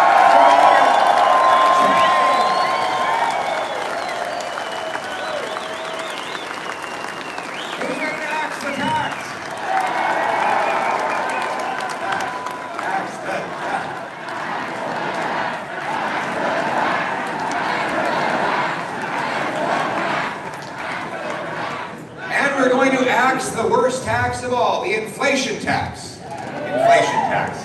The inflation tax is the worst because it's sneaky and it's undemocratic. Sneaky because when governments want to spend money they don't have without telling you how they're going to pay for it, or borrowing it out in the open, what they do is print cash. They fire up the printing machines and flood the economy with easy money. Now, our money supply in bills, coins, and bank deposits went from about $1.8 trillion to $2.5 trillion in the span of about 4 years. This was while Mark Carney was Justin Trudeau's economic advisor. He said that the biggest concern at the time was, quote, deflation. Mr. Carney said that the risk was prices might go down. Wouldn't that be terrible if you had to pay less for food and housing, if your dollar actually gained more value than it lost? And so he said, let's print money like crazy, and it will be like magical wealth that fell from the sky. Well, for those who get their hands on that money first, the bureaucracy, the bankers, the financial insiders, it is like money from the sky. They get to spend and invest it before it loses its value. But the problem is that when the value is gone, everyone else has to pay more for what's left. It's like if you have an economy with 10 apples and $10. It's $1 an apple. But if you double the number of dollars to 20, and you still only have 10 apples, you're not twice as rich. It's just that each apple now costs twice as much. Inflation is too many dollars chasing too few goods. That is inflation. How do you like them apples? So it's the second reason that it is it's the worst tax is because it's undemocratic. We have a principle in our system 800 years old, going right back to the fields of Runnymede in England when they signed the Magna Carta, the Great Charter, which is there shall be no taxation without the representation of the people paying it. They have to vote for it. But there is no vote in the House of Commons on the inflation tax. It's done in shady back rooms by insiders and bankers, and everyone else pays the price with no accountability. They assume that it's the local grocer who raised the food prices, or the local gas station who raised the price at the pump, when in fact it's actually the government that caused all of it. And the third reason it's the worst tax is because it takes money from the working people's paychecks and gives it in inflated asset values to the billionaires and millionaires. It's a transfer of wealth from the have-nots to the have-yots. And that is the war on the working class that we have seen during the lost Liberal decade. Now, the money printing and the inflation is simply the symptom. The disease is overspending.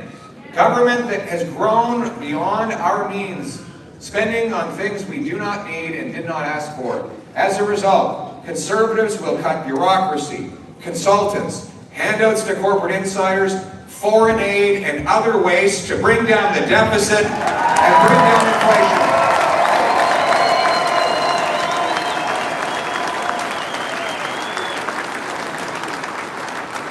So that your money retains its value, and that a dollar earned can turn into a dollar spent.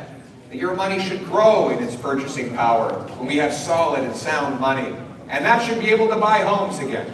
After the lost Liberal decade, housing costs have literally doubled.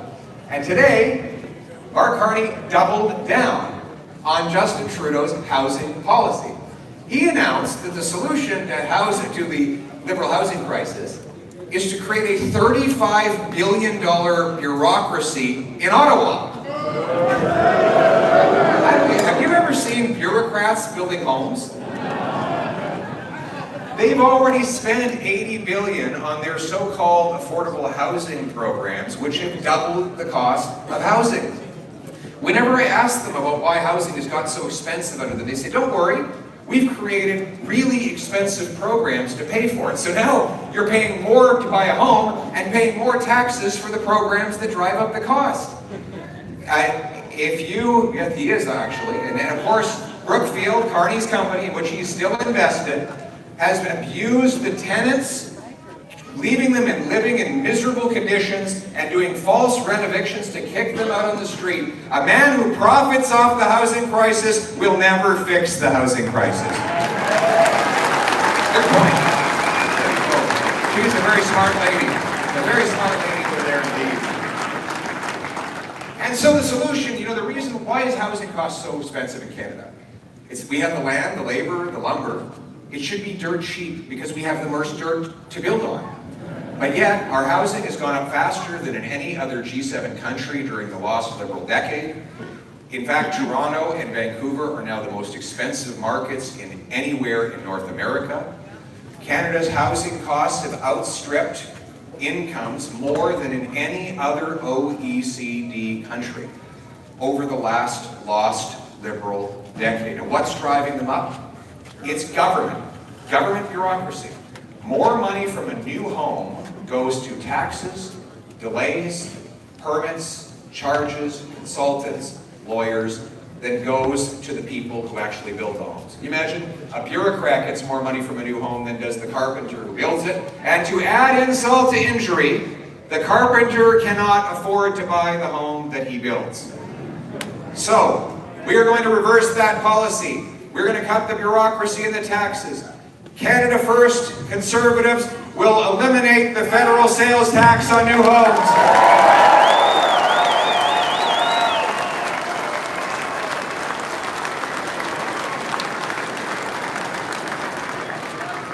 We will incentivize municipalities to speed up permits, free up land, and cut development charges to build 15% more homes per year.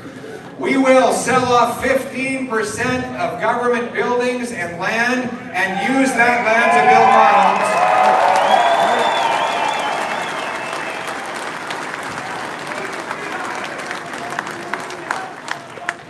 We're going to cut the bureaucracy to build the homes. And you know what it takes to build the homes? Boots, not suits. Boots, not suits. Do we have any tradesmen in the house? Yes. The people who build stuff, fix stuff, move stuff, and make stuff. What's your trade? Right on, a plumber. Okay, we give it up for the plumber.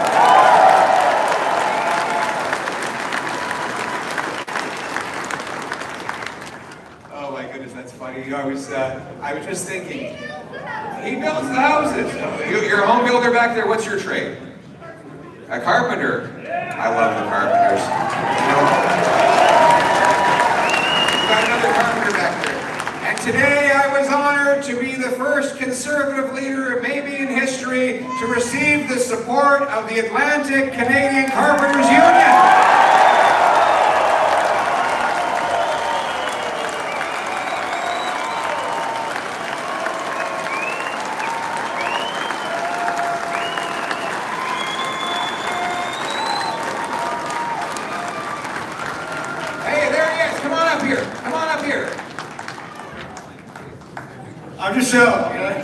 I'm Peter Dawson. I'm the lawyer for the Carpenters Union in New Brunswick. And we're proud to support Peter Poilievre here in New Brunswick to build houses back again after 10 years of it not happening.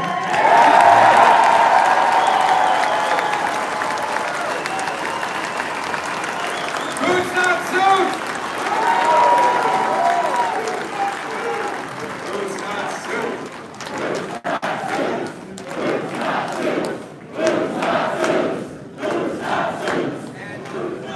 Behind the slogan is a real plan. Here's our plan. We're going to restore the $4,000 apprenticeship grant to give our kids a boost when they go to the apprenticeship. We're going to team up with unions and employers to provide the funds for 350,000 young people to go through training to be an apprentice or a tradesman.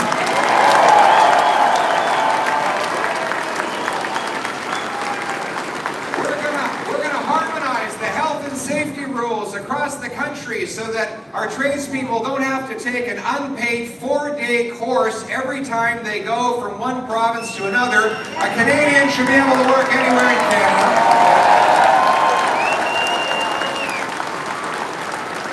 We're going to bring tax fairness for our traveling trades workers. Their CEO can write off the full cost of his private jet to jet around the world, but a tradesman only gets to write off $4,000. I'm sorry, but if you're a tradesman and you're going back and forth to Fort Mac 20 times a year, $4,000 just ain't gonna cut it. That is why we will remove the cap entirely and allow our tradesmen to write off the full cost of food.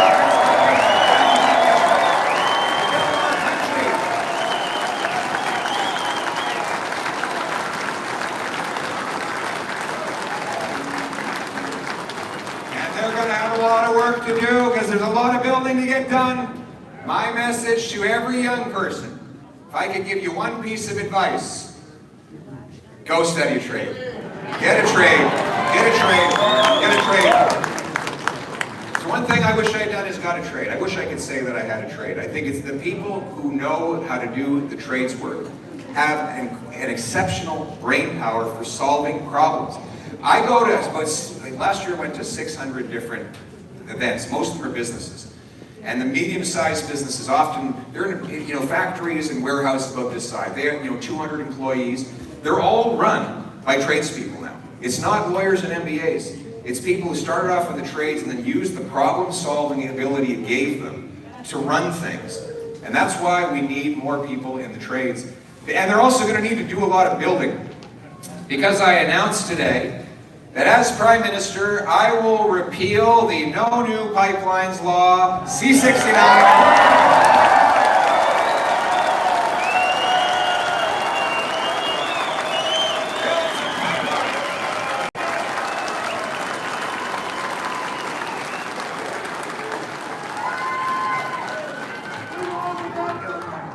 Absolutely.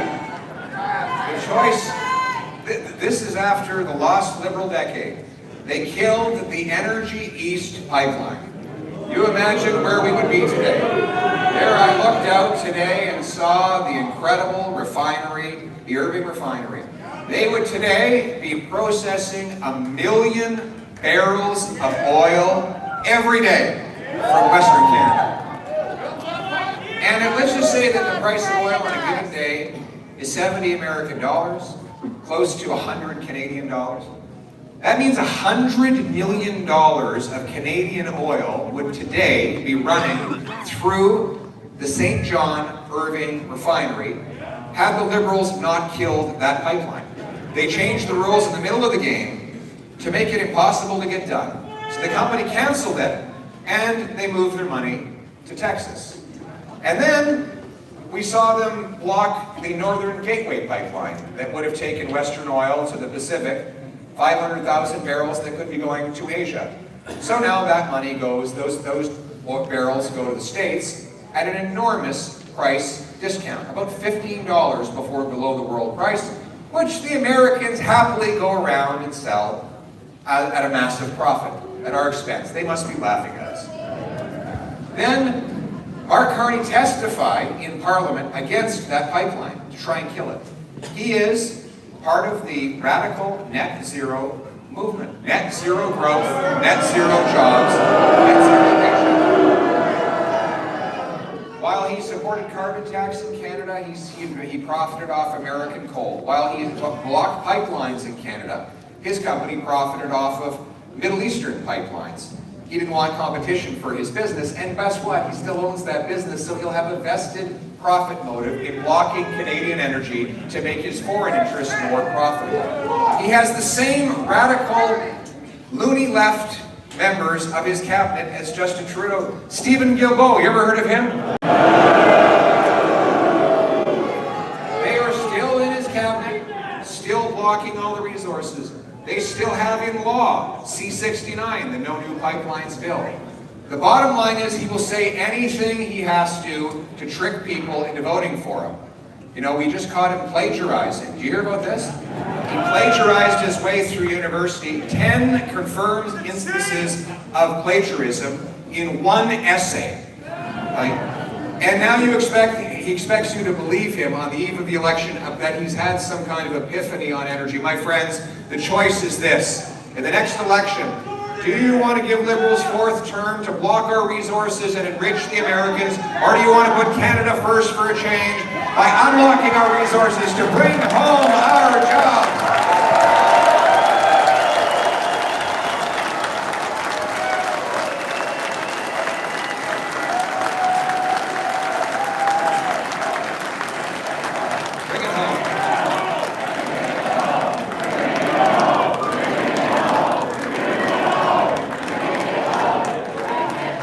We will repeal C-69 to build Canadian pipelines with Canadian steel to bring Canadian energy to Canadian refineries. We will have a national energy corridor, a pre-approved zone from Western to Eastern Canada so that our companies can take our resources from the West to the east, and off to the world to turn dollars for dictators into paychecks for our people in this country.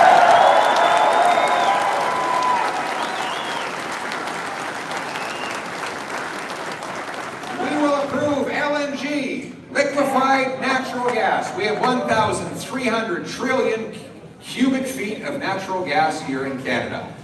Now, the Americans have built 8 liquefaction export terminals in the last 10 years. The Qataris have doubled their production.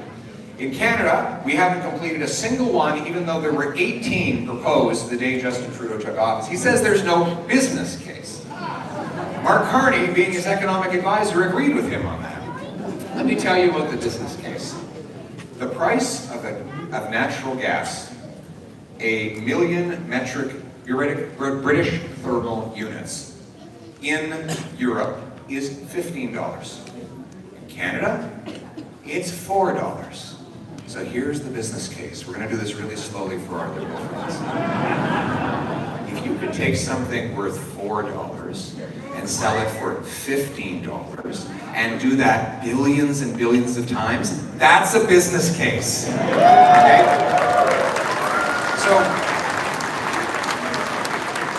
the only thing I asked the businesses, what do you have to do to get it done? How can we help? He said, one thing, get out of the way.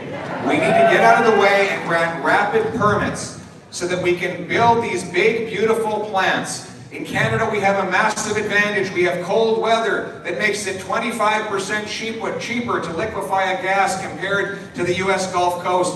We have shorter shipping distances.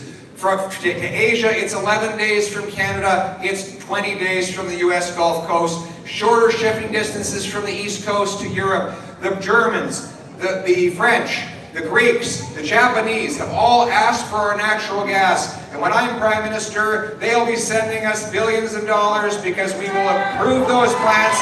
We'll send the gas.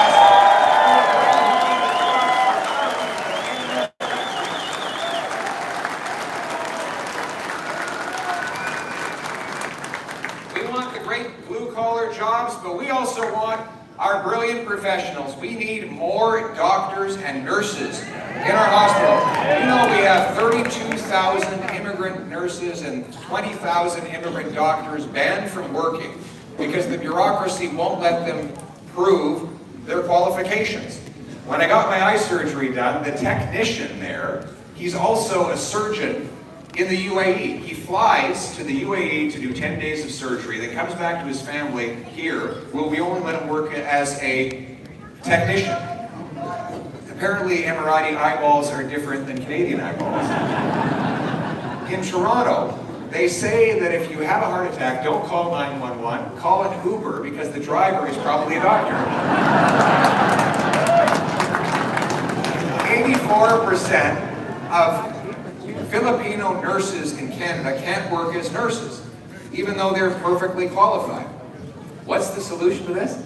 The same thing that we did in the trades for the last 72 years. We created the Red Seal to test people up to a national standard. We're letting them work everywhere in the country. Let's bring in a Blue Seal so that our immigrant doctors can take a test, prove they're qualified, and get working. We're going to see wait times in the hospitals. Common sense.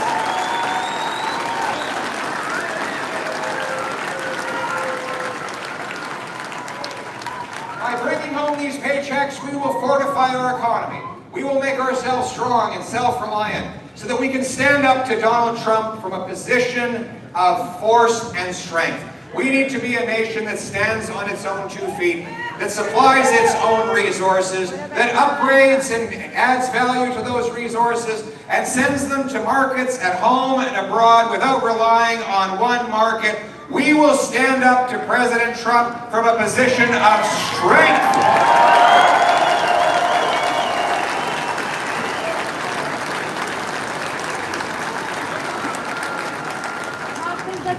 And when we're stronger abroad, we will be safer at home. We need to stop the crime. Is there any crime in Fredericton? After the lost Liberal decade, crime is running out of control. Radical catch and release, hug a thug policies have turned the worst offenders onto the street. The good news is, we actually don't have a lot of criminals in Canada. The bad news is, they're very productive. There's a small number of criminals that do a phenomenal amount of crime. Why? Because we let them. They go back out on the streets within literally hours of their arrest.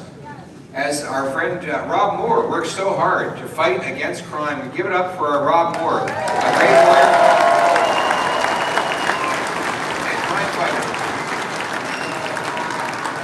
So, in Vancouver, they had to arrest the same 40 offenders 6,000 times. In Penticton, there's one guy who, when he's out of jail, he raises the crime rate for the entire city, all by himself. The police can actually look at the crime rate going up and down and tell when this fellow Levi has been loose. One guy. Well, the solution is pretty simple. We have to repeal the Liberal laws that allow this to happen. C-75, which says that the judge must release the offender at the, quote, earliest opportunity under the least onerous conditions. That is why the offender continues to get out. Then there's C-5, which requires the judges grant house arrest, even to the most prolific offenders. So a career car thief can serve his sentence in the comfort of his living room, watching Netflix, or playing Grand Theft Auto. And then there's C-83, which allows Paul Bernardo out of a maximum security penitentiary into a living. These are all Liberal laws, and if Liberals are elected to a fourth term, they will make it even worse. They will turn loose even more criminals into our streets, while law-abiding Canadians are mercilessly targeted. But the good news is it doesn't have to be this way. We will have change to put law-abiding Canadians first. We will repeal C-75 and bring in jail, not bail. Jail, not bail.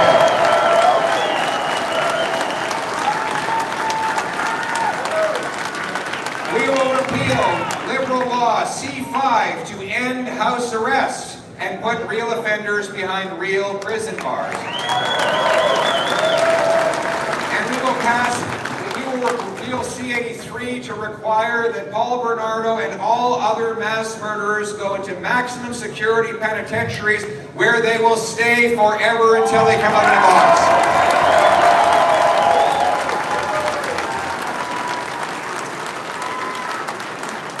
And then we will secure our borders to stop the illegal guns that are responsible for over 80% of the crime. 99% of shipping containers enter this country with no inspection. That's the source of the drugs, guns, and stolen cars. And then we have unguarded portions of our border that CBSA officers are not even allowed to patrol.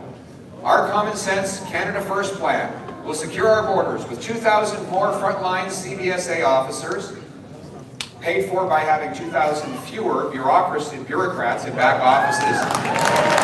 Boots, not suits.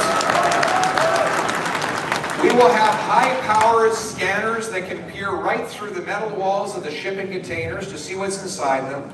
Surveillance towers along our border to stop illegal crossings of land and of people and prohibited substances. And, as I said, we're going to have a dollar-for-dollar law to pay for things. So how are we going to pay for it? We are going to cancel the wasteful, multi-billion-dollar gun grab that targets hundreds of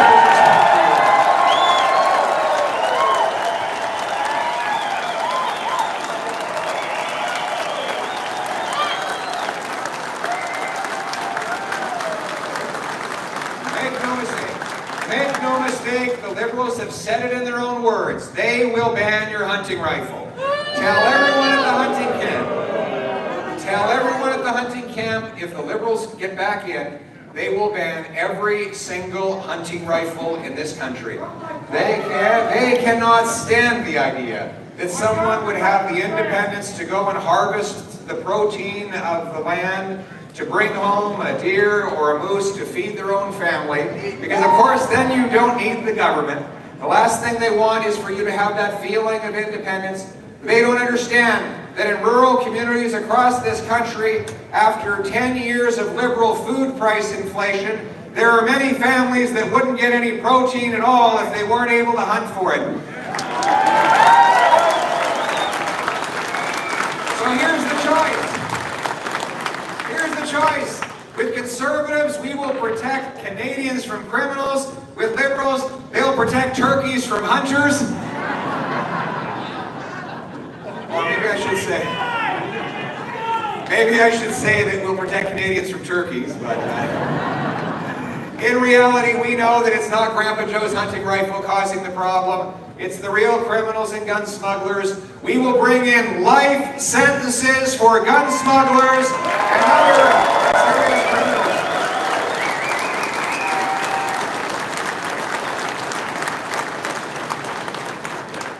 And then, what's that? Well, we don't need to do that. We don't need to do that. We just need to vote them out. Vote them out. Vote them out. That's what we're going to do. What we're going to do is vote them out of office and give Canadians back control of their lives. We're going to bring real change to put Canada first. And that includes standing up against the scourge of fentanyl and drug overdoses. My friends, this is possibly the biggest tragedy of the lost Liberal decade. 50,000 people have died in one decade in Canada from opioid overdoses. That is more than died fighting for us in World War II. Not a week goes by that I don't meet a family member who tells me, there we are right there. I'm sorry. I'm sorry for your loss. Rest in We peace, hear these and Canada! may you rest in peace. God bless you. Thank you.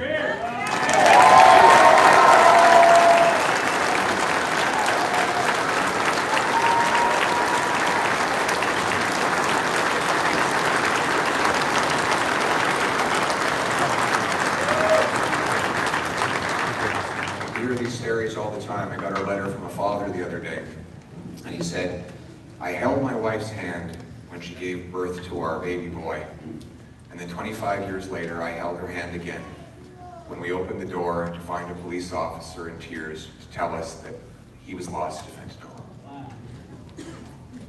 These are the stories we hear again and again and again. The drugs are everywhere on our streets. The dealers pay no price for manufacturing and trafficking it. We've lost so many people. The government's response is to make drugs even more available. Tax-funded opioids that get sold to children. Profits paid for deadlier fentanyl that's 100 times more powerful than heroin. There are no penalties for the serious traffickers who are often released on bail even after they are caught with massive sums. To show you how deadly this stuff is, 40 milligrams of fentanyl is enough to kill 20 people. If you are selling fentanyl en masse, you are doing the equivalent of firing bullets into a crowded stadium. You might not know who you're killing, but there's definitely someone who's going to die. And that is why my government will treat fentanyl mass traffickers and producers as the murderers that they are with life and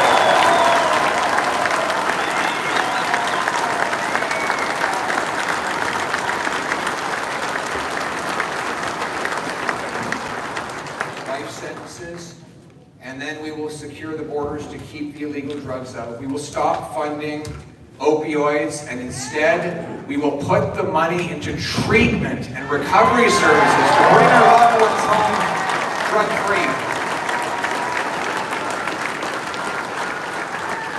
I think of the wonderful treatment centers like Harvest House here in Eastern Canada, here in the Atlantic, where they bring young men and women in off the street. They provide them with detox, counseling, group therapy, physical exercise. They help them get into a job and a home. They reunite them with their family, give them some faith again, teach them a little bit about how to get back on their feet so that they can start all over again. What I said to those young men when I visited them, I sat around the table and I said, I need you.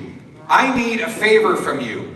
I need you to get better so that you can go find the next person who's on a street corner and you can pick them up and you can bring them here and you can save their lives.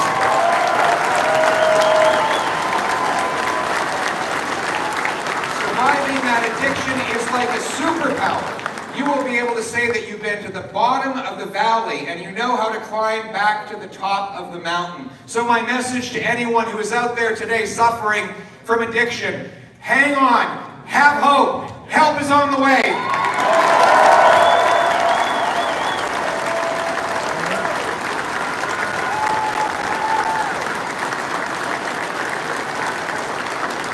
We're going to unite this country in its own defense. We're going to stand up for our seas, skies, and air. We're going to rebuild Canada's armed forces to protect Canada.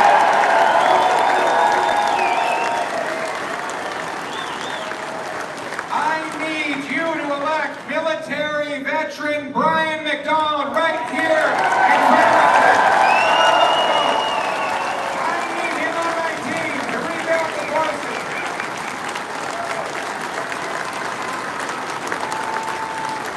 Together, we are going to fill all the vacancies in our armed forces by ramping up recruitment faster than in any peacetime in our history. We are going to buy fighter jets, Poseidon aircraft that can look down and intercept the submarines that are swimming around from China and Russia in our Arctic waters.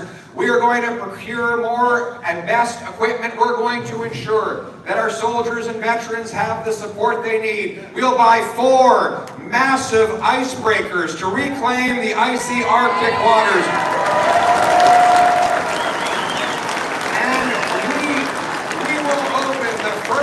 Arctic base in Canada since the Cold War, CFB at Iqaluit.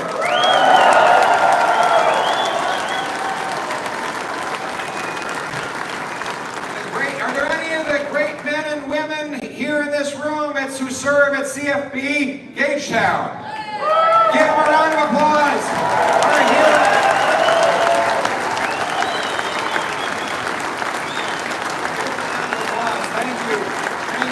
Thank you for your service. And we will reinstate a warrior culture, not a woke culture.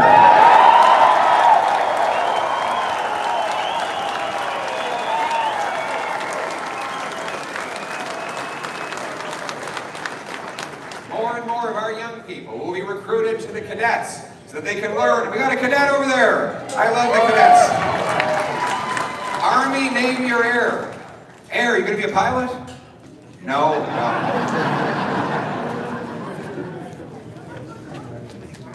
The Army cadets are too far away. Someone move, Brian, can you move the Army cadets closer to her house? He's gonna be a great cadet. Look at that bright young kid. The young people getting mentorship from our soldiers and Arctic Rangers will learn new skills of survivalism, discipline, punctuality, and all kinds of other things that will help them appreciate our country and contribute in the future. We need to bring our people together and unite our nation as one country, contributing to a common cause. We need to take back control of our immigration system after the lost Liberal decade. We had the best immigration system in the world before the Liberals, but then they went ahead with this radical century initiative that grew our population rate at 3 times the rate of our housing stock, leaving us with a housing shortage. When I am Prime Minister, we will reject the Century Initiative. We will cap immigration so that population never grows faster than the availability of homes, healthcare, and jobs. We will honor our history. We will honor our history. We will put up rather than knocking down our statues, including beautiful statues to John A. MacDonald.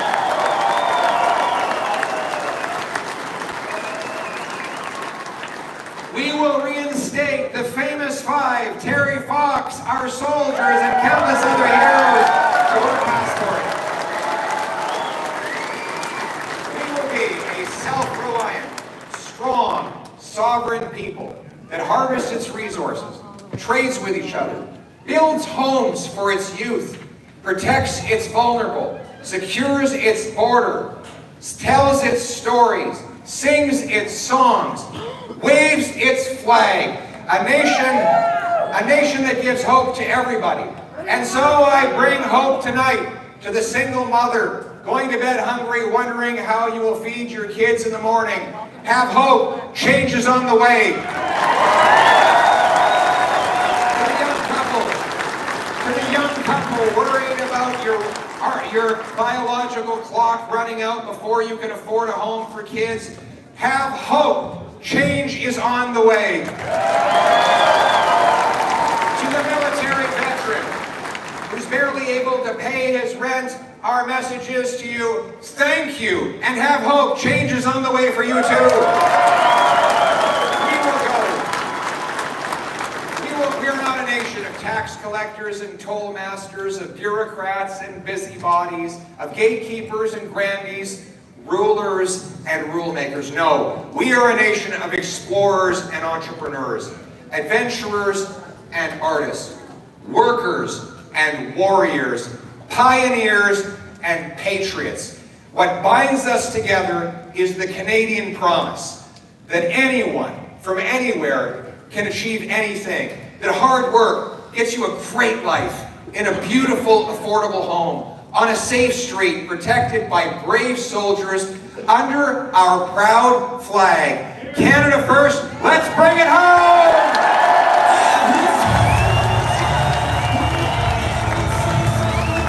All right, sorry about that, folks. You amazing homies keep saying hi. It means the world. But yeah, the energy in here was great. It was a lot of excitement at the start, but then the excitement was waning a little bit throughout. Then eventually Pierre hit that end, really got people going again, and ended on a really high note. So we were looking probably about 3,000 people. So it was a fantastic to kind of see what's going on and see what's happening. I'm going to stick around here for the next 15-20 minutes, say hi to you, some of you amazing people, and I will see y'all tomorrow. I'm going to skip my morning segment, and we'll be coming back at you that tomorrow afternoon segment. Looking forward to that. I just want to address a couple of these super chats here quickly. Yes, sir. Watch the show all the time, brother. It's awesome. Thank you so much. Appreciate it. Thank you so much. Thanks for coming to say hi. And so I just want to hit some of your super chats here because I missed a lot throughout that. Miserable Canuck says, get lawn signs, don't be cowards. Miserable Canuck says, have a coffee on us. Thanks for hosting. Thank you so much. I could really hit that McDonald's real quick on the way home. And thank you for going and streaming this for us. Thank you, Antoinette. You guys are all awesome. Kim Allen coming in clutch with the $25. Thank you so much. It means the world. You don't have to, but I appreciate it very much. And I have another person here. Let's go. You're coming on the stream with us, sir. You're on the stream with us. How you holding up? Hi, Josh, right? Yeah. Josh.